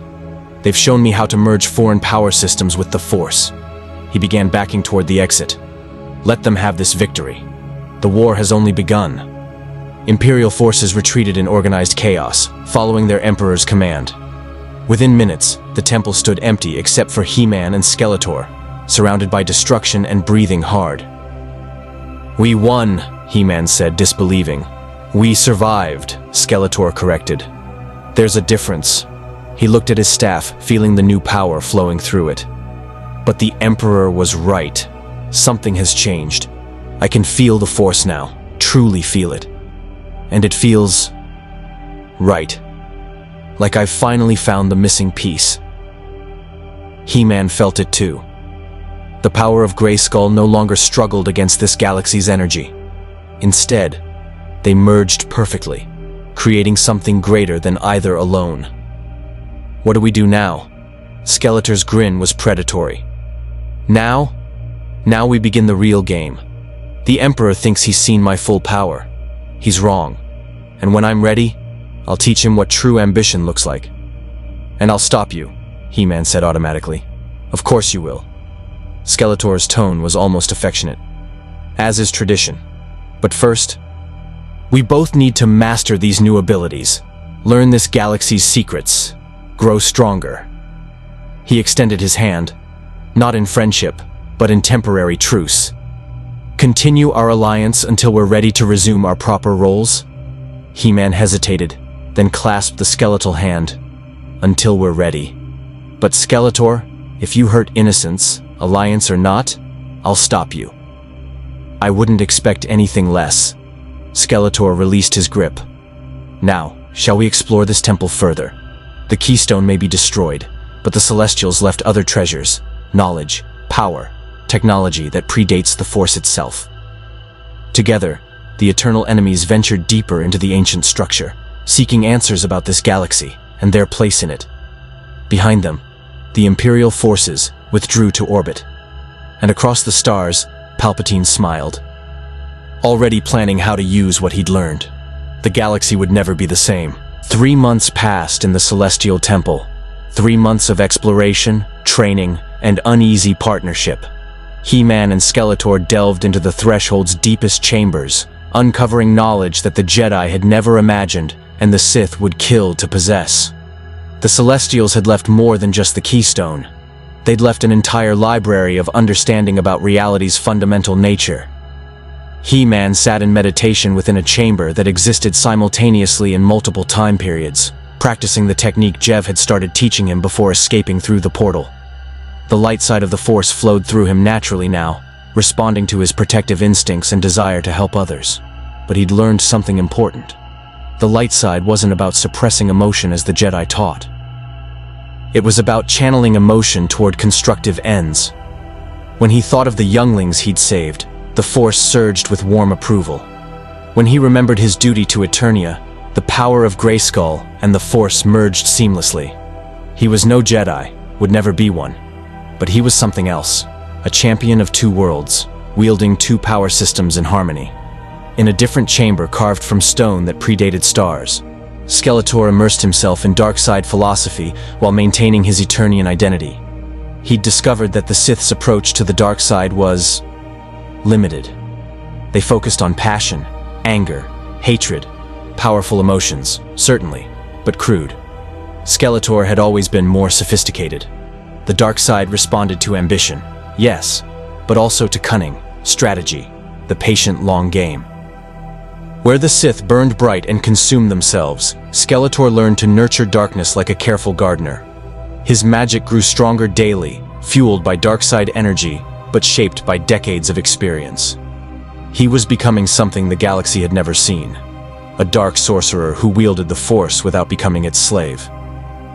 They met in the central chamber where the keystone had been, sharing discoveries as part of their uneasy truce.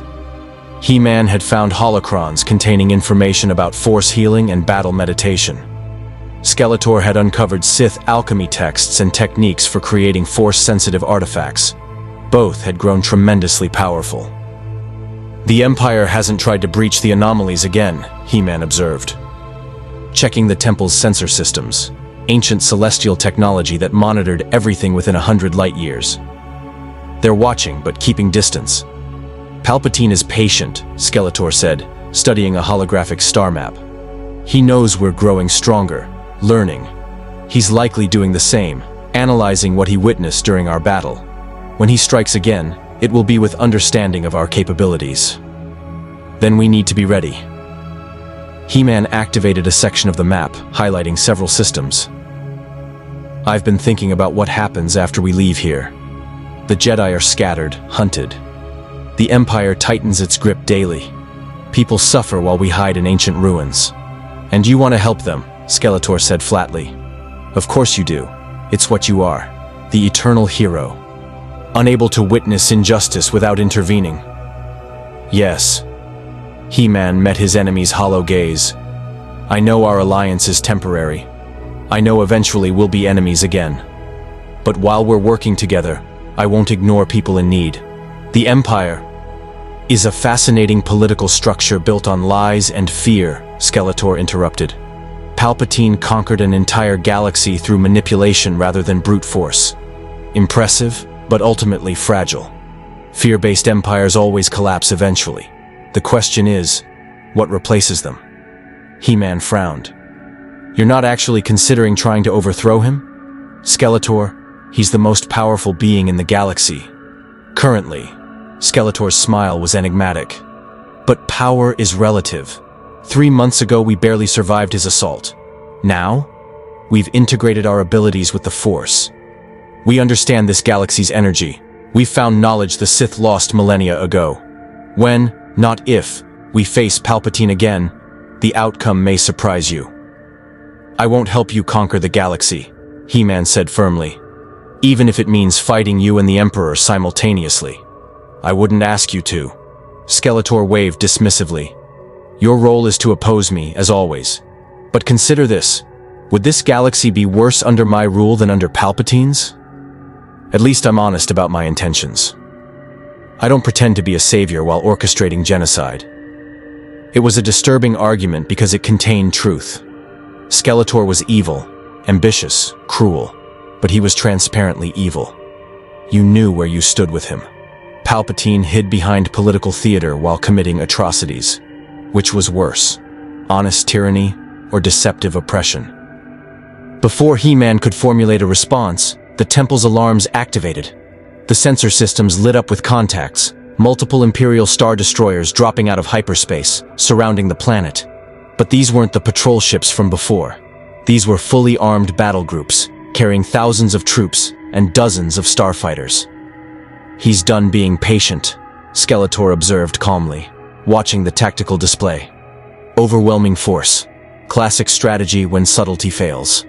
A communication signal broadcast across all frequencies.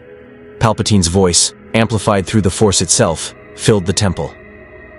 He-Man, Skeletor, I offer you one final opportunity. Serve the Empire willingly, and you'll be granted power, resources, and authority second only to mine. Refuse, and I will reduce that temple to ash even if it takes every ship in my fleet. He-Man's jaw clenched. He's bluffing. This temple is too valuable to destroy. No, Skeletor corrected. He's calculating. If he can't have the temple's knowledge, he'll ensure no one else does either. Palpatine thinks in absolutes, total control or total destruction. He turned to He-Man. So, decision time. Fight together or separately? It shouldn't have been a question. They were enemies. Ancient, eternal enemies whose conflict defined both their existences. But they'd spent 3 months training side by side, learning together, surviving together. And despite everything, He-Man had to admit, Skeletor had kept his word. No innocents harmed, no betrayals. Just two warriors adapting to an impossible situation. Together, He-Man decided. For now. Until the immediate threat passes. Practical choice.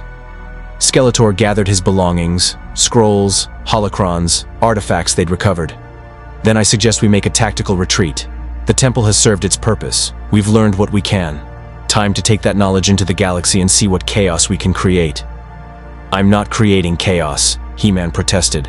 I'm going to help the Jedi survivors, protect innocents from Imperial tyranny, which will create chaos for Palpatine's carefully ordered empire. Skeletor finished with amusement. We're doing the same thing, just with different motivations. You to save people. Me to destabilize a rival's power base. The results are identical. The first turbo-laser bombardment struck the planet's surface, setting the jungle ablaze. The Imperial fleet wasn't bluffing. They were systematically destroying everything. Within hours, the threshold would be rubble. He-Man and Skeletor moved through the temple's lower levels, seeking the ancient hangar bay they'd discovered weeks ago. The Celestials had left ships, experimental craft that operated on principles beyond current understanding. Most were non-functional, but one remained operational. A sleek vessel of flowing metal and crystalline energy that responded to Force commands. They boarded quickly as the temple shook around them. Skeletor took the pilot's position, his newfound Force sensitivity allowing him to interface with the alien controls. He-Man secured their recovered artifacts and prepared for what would certainly be a difficult escape. The celestial ship lifted off smoothly, phasing through solid matter rather than using conventional thrust. It emerged from the temple just as the structure collapsed under sustained bombardment, millennia of history reduced to dust in seconds. The Imperial fleet immediately detected their departure and moved to intercept. 12 Star Destroyers, He-Man noted grimly. Hundreds of TIE fighters. We can't fight them all. We don't need to fight them. Skeletor's hands danced across the controls, and the ship responded with liquid grace. We need to escape, and this vessel is far faster than their clumsy Star Destroyers. TIE fighters swarmed like insects, their green blaster fire filling space. The celestial ship's shields, if they were even shields in a conventional sense, ignored the attacks completely. The energy simply passed through them as if the ship existed slightly out of phase with normal reality. Fascinating technology, Skeletor breathed. The Celestials didn't fight the universe's laws. They rewrote them locally. No wonder they could reshape galaxies. A tractor beam from the nearest Star Destroyer locked onto their ship. Most vessels would be helpless, dragged inexorably into the hangar bay. But Skeletor channeled darkside energy through the controls, and the ship simply left. Not hyperspace, not a jump. It moved sideways through dimensions, appearing instantaneously 1,000 kilometers away. Did you just teleport a ship? He-Man asked, astonished. The ship teleports itself. I merely provided the power and destination. Skeletor was grinning fiercely now, enjoying the chase. This vessel responds to Force commands. Watch. He focused, and the ship accelerated to speeds that should have been impossible. They shot past the Imperial blockade before the crews could react, leaving Palpatine's fleet scrambling.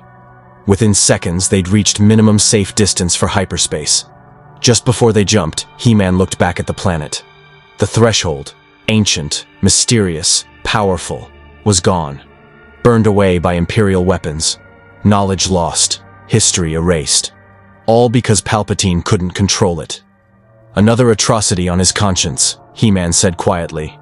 If he had a conscience, Skeletor agreed, entering hyperspace coordinates. "Where to, hero? We have a ship that outmatches anything in the Empire's fleet. We have knowledge from the Celestials themselves. We have power that frightens even Palpatine. What shall we do with it?" He-Man thought of the younglings he'd saved from the temple. Thought of Jedi scattered across the galaxy, hunted and afraid. Thought of billions living under tyranny, their voices silenced by fear. The answer came easily. "We fight back," He-Man said. "Find the survivors, build a resistance, show this galaxy that the Empire isn't invincible." Predictably heroic, Skeletor initiated the jump to hyperspace. "Very well. I'll help with your crusade, for now. The chaos of resistance will serve my purposes. But He-Man, understand this. I haven't forgotten my goal. When the time is right, when I've learned enough about this galaxy's power structures, I will make my move, and you'll have to choose whether stopping me or fighting Palpatine is more important."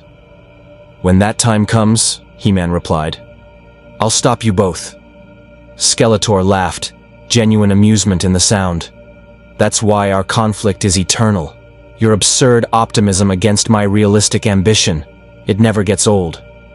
The celestial ship vanished into hyperspace, carrying two warriors from Eternia toward an uncertain future. Behind them, Palpatine stood on his flagship's bridge, watching them escape. He should have been furious. Instead, he smiled.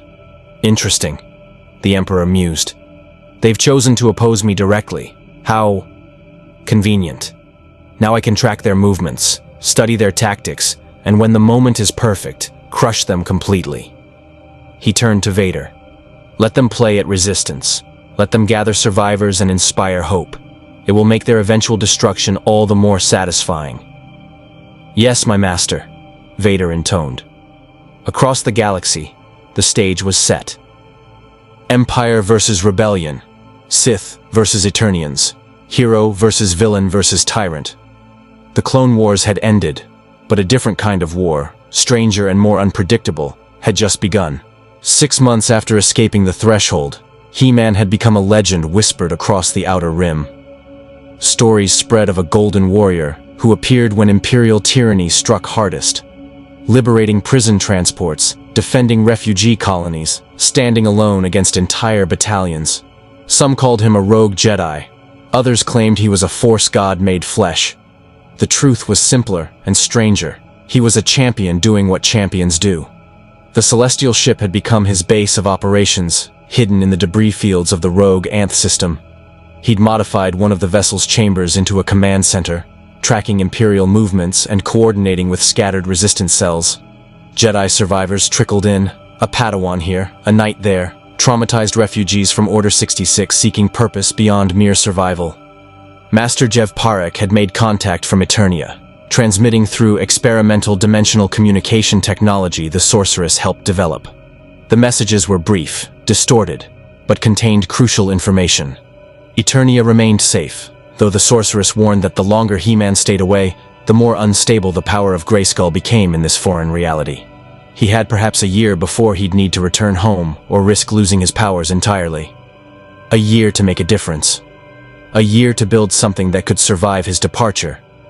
He-Man stood before a holographic display showing 12 systems where Imperial oppression had reached critical levels. Behind him, 3 Jedi survivors meditated, none older than 20, all bearing the psychological scars of watching their order burn. They looked to him for guidance, and the responsibility weighed heavily. "The Empire is consolidating faster than we can respond," said Kasavix, a young Myriolan knight with green skin marked by traditional tattoos. "Every world we liberate, they reconquer within weeks. We're not making progress, we're just delaying the inevitable." "Then we change tactics," He-Man replied. "Stop trying to hold territory. Focus on symbols instead. Show people the Empire can be defied. Inspiration matters as much as victory." "Spoken like someone who's never fought a losing war," muttered Jex Tarn, a human Padawan barely 17. His optimism burned away by survivor's guilt. He-Man turned to face them, and his expression held both sympathy and steel. "I've fought losing battles my entire life. Every time I defeat Skeletor, he returns. Every victory is temporary. But I keep fighting because people need to see someone refuse to surrender. That's what we offer. Not victory, but the refusal to accept defeat. Before anyone could respond, the ship's sensors screamed warnings. A massive presence in the Force, dark and suffocating, had just entered the system. He-Man didn't need to check the tactical display to know who'd found them. Darth Vader, the Sith Lord's personal Star Destroyer, the Devastator, dropped out of hyperspace with a fleet of support vessels. TIE fighters launched immediately, swarming toward the debris field. Vader had been hunting He-Man for months, following the trail of liberation and destroyed Imperial facilities. Now the hunt was over. All Jedi evacuate to the escape pods, He-Man ordered, his voice brooking no argument. Get to the coordinates I gave you, the safe house on Jaresh. Rebuild there. We can fight, Casa protested. Together You'll die. He-Man's tone softened. I've fought Vader. I know what he's capable of. Your presence will only divide my attention. Please. Trust me. They hesitated, then obeyed. These young Jedi who'd learned that survival sometimes meant accepting help from non-Jedi champions. The escape pods launched, scattering through the debris field before jumping to hyperspace. Vader let them go. His focus was entirely on He-Man. The celestial ship hummed with power as He-Man took control. He could feel Vader's presence through the Force now. A maelstrom of rage and pain wrapped around a core of twisted duty. The Sith Lord wanted this confrontation as badly as he did. Perhaps for different reasons, but with equal intensity. They met on an abandoned space station, a neutral ground selected through brief Force communication. The station had once processed Tibanna gas before the Clone Wars rendered it obsolete. Now it was a ghost, its corridors dark and silent, perfect for a duel that would shake the Force itself. He-Man stood in the main processing chamber, his sword of power held ready. Vader entered from the opposite end, his crimson lightsaber casting bloody light across ancient machinery. You've been a persistent obstacle, Vader said, his mechanical breathing echoing. The Emperor offers one final chance. Serve the Empire, or die here. I don't serve tyrants. He-Man's stance was perfect, balanced. The fighting form taught by Eternia's weapons masters merged with intuitive understanding of Force combat. You were once a Jedi, Vader. Anakin Skywalker. Hero of the Clone Wars. Somewhere inside that armor, that man still exists. The name struck like a physical blow. Vader's rage exploded outward, cracking machinery and warping metal. Anakin Skywalker is dead. I destroyed him. Did you? Or did Palpatine destroy him while you watched? He-Man had learned Vader's history from Jev's reports, pieced together from Jedi records. You were manipulated, used, transformed into a weapon. But it's not too late to... Silence! Vader attacked with the fury of a Force storm. His lightsaber became a blur of crimson death, each strike powered by cybernetic strength and dark-side fury. But He-Man was the champion of Eternia, trained since childhood, enhanced by the power of Grayskull, and now integrated with the Force. He parried every strike, his sword ringing against the lightsaber in cascades of sparks. They fought across the chamber, up walls and across ceilings, both warriors using the Force to defy gravity. Vader's technique was flawless, Form V perfected through countless battles. But He-Man's raw power and speed gave him an edge. The Sword of Power began to push Vader back, forcing the Sith Lord onto the defensive. You're strong, Vader admitted through gritted teeth. Stronger than any Jedi I've faced, but strength alone won't save you. He unleashed Force lightning from his cybernetic hand, modified specifically to channel this power despite the risk to his systems. The electricity struck He-Man full in the chest, and agony erupted through his nervous system. The power of Grayskull protected him, but barely. Force lightning was still his greatest weakness. He-Man dropped to one knee, his body convulsing. Vader approached slowly, savoring the victory. The Emperor was right. Energy attacks bypass your physical defenses. You're powerful, but you're not invincible. Through the pain, He-Man reached deep into the Force, not just touching it, but embracing it completely. The light side responded to his pure intention to protect, to save, to redeem. Energy flowed through him, golden and warm, healing the lightning's damage faster than Vader could inflict it. He-Man rose, and his sword blazed with combined Eternian magic and force power. You're right. I'm not invincible, but I don't need to be. I just need to be strong enough to stand up one more time than you knock me down. He struck with everything he had. The sword of power crashed against Vader's lightsaber, and the Sith weapon shattered. The plasma blade died, leaving Vader holding a broken hilt. Before he could react, He-Man's follow-through struck his chest plate, denting the armor and damaging life support systems. Vader collapsed, gasping for breath as his suit struggled to compensate. He-Man stood over him, sword raised for a killing blow. One strike. That's all it would take. Remove Palpatine's enforcer, weaken the Empire, save countless lives. But he couldn't do it. I'm not an executioner, He-Man said, lowering his blade.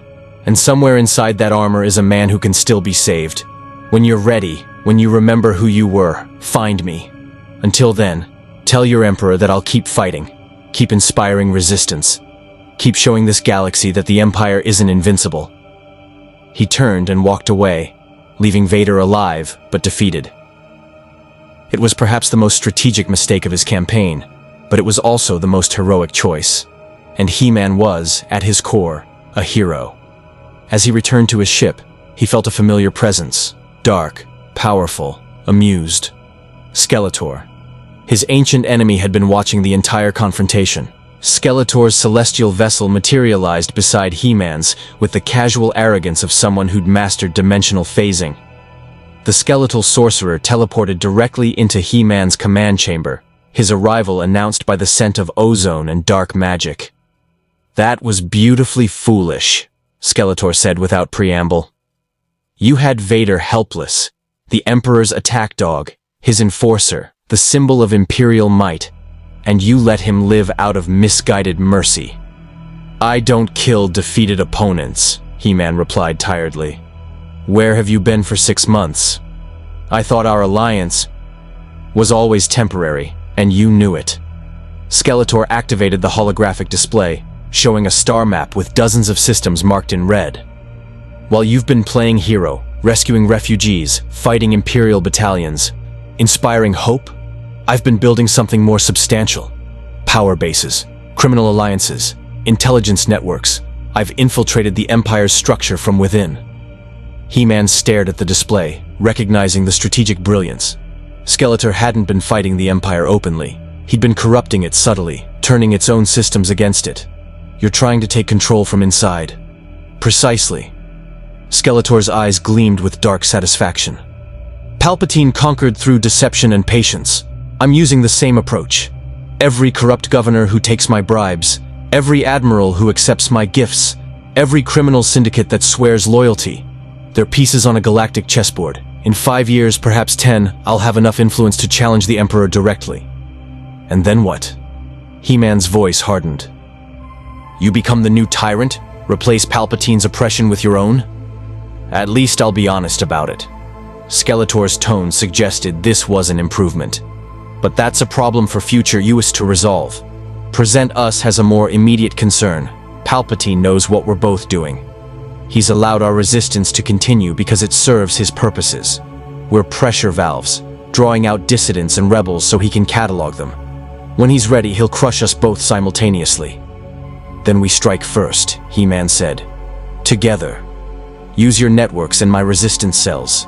Hit the Empire so hard they can't recover. Tempting but premature. Skeletor manipulated the display, showing Imperial fleet movements. The Emperor is consolidating power, yes, but he's also distracted. The Death Star project consumes resources. Scattered Jedi survivors require attention. Various Imperial factions vie for position. This is when we grow stronger, not when we reveal our full strength. He-Man wanted to argue, but the tactical logic was sound. They'd both grown tremendously powerful. Force-sensitive warriors who combined Eternian abilities with this galaxy's energy. But Palpatine was still the most dangerous being in existence, supported by unlimited resources and decades of careful planning. How long? He-Man asked. How long before we're ready? For you? Less than a year before the power of Grayskull becomes unstable. The sorceress's warnings are accurate. You're burning out, using powers not meant for this reality. You'll need to return to Eternia, recharge, possibly stay there permanently. Skeletor's tone held unexpected gravity. For me? I have no such limitation. Darkseid and Eternian magic have merged perfectly. I could stay in this galaxy forever. The implications hung between them. He-Man would leave eventually. Skeletor would remain.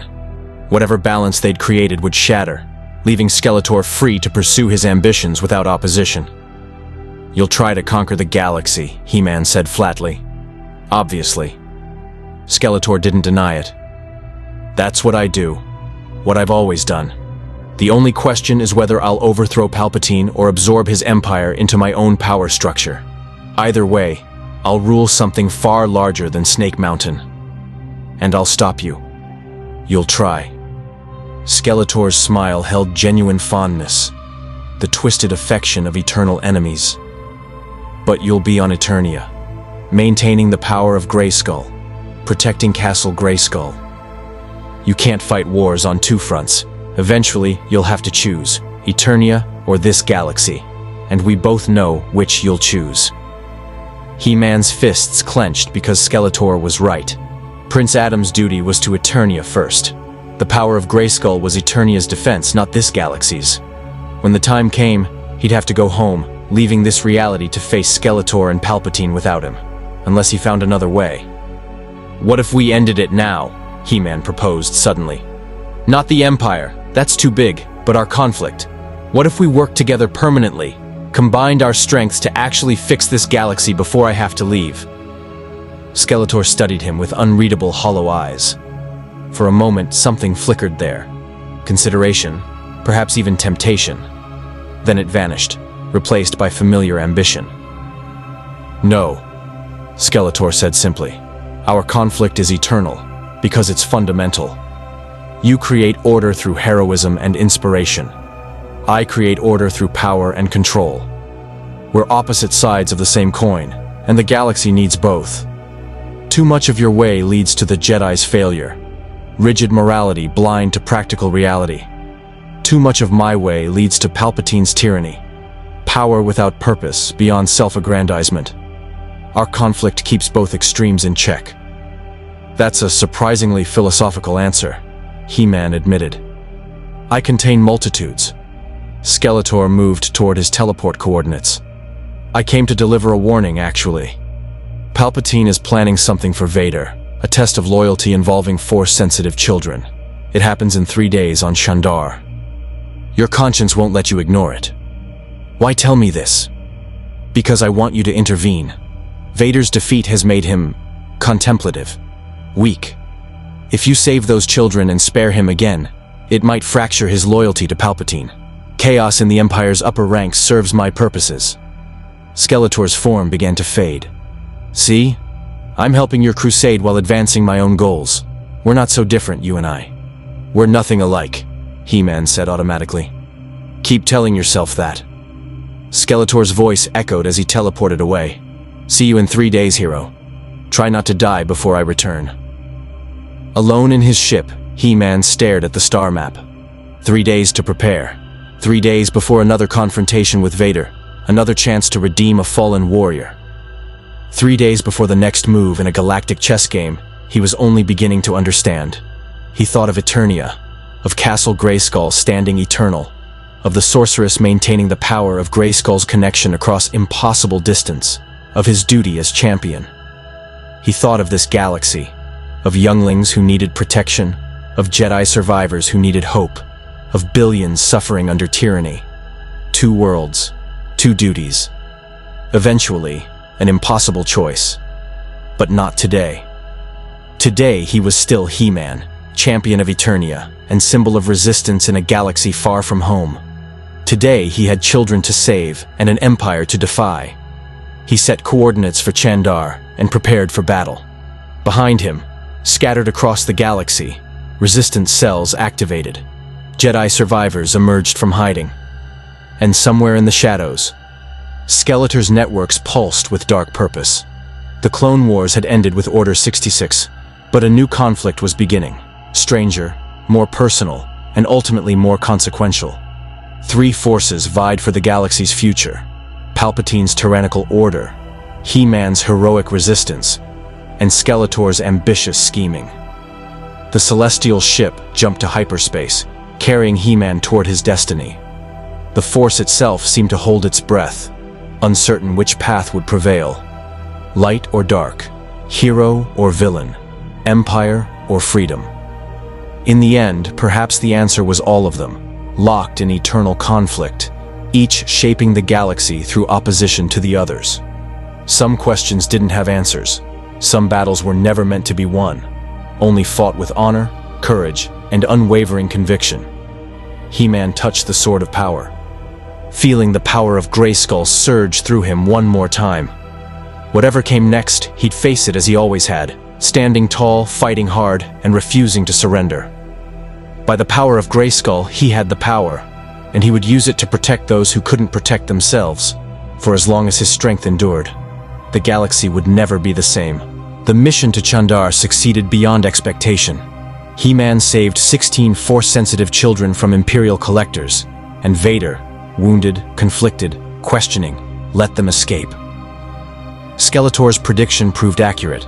The Sith Lord's loyalty to Palpatine had fractured, just slightly.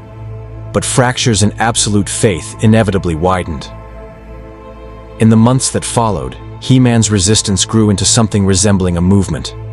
Not an army, he lacked the resources for that, but a symbol.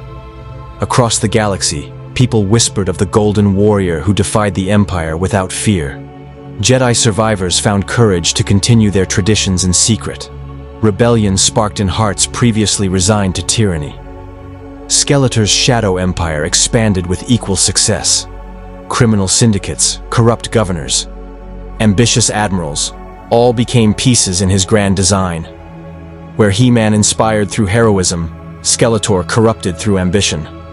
Both approaches weakened Palpatine's grip, though through fundamentally different philosophies. The Emperor watched both warriors with calculating patience. He could have deployed overwhelming force to crush them, but he chose observation instead. They were teaching him about power systems foreign to the Force, showing him possibilities he'd never considered. When the time came to eliminate them, he'd have learned everything they had to offer. But that time hadn't arrived yet.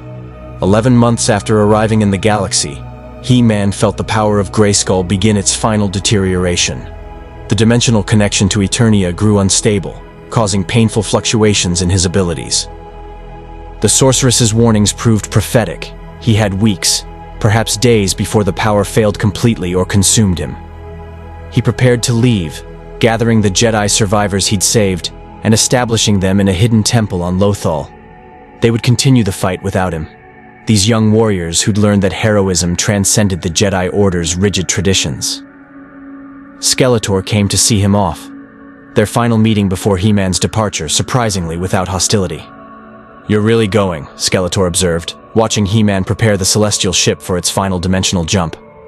"I have to. Eternia needs its champion." He-Man paused. "What will you do?" "What I always do. Seek power. Build empires. Eventually challenge Palpatine for control of this galaxy." Skeletor's tone was almost wistful. "It won't be the same without you here to oppose me." "Then don't do it," He-Man said quietly. "Use your power to actually help people. You've proven you can be more than just a conqueror." "But I don't want to be more."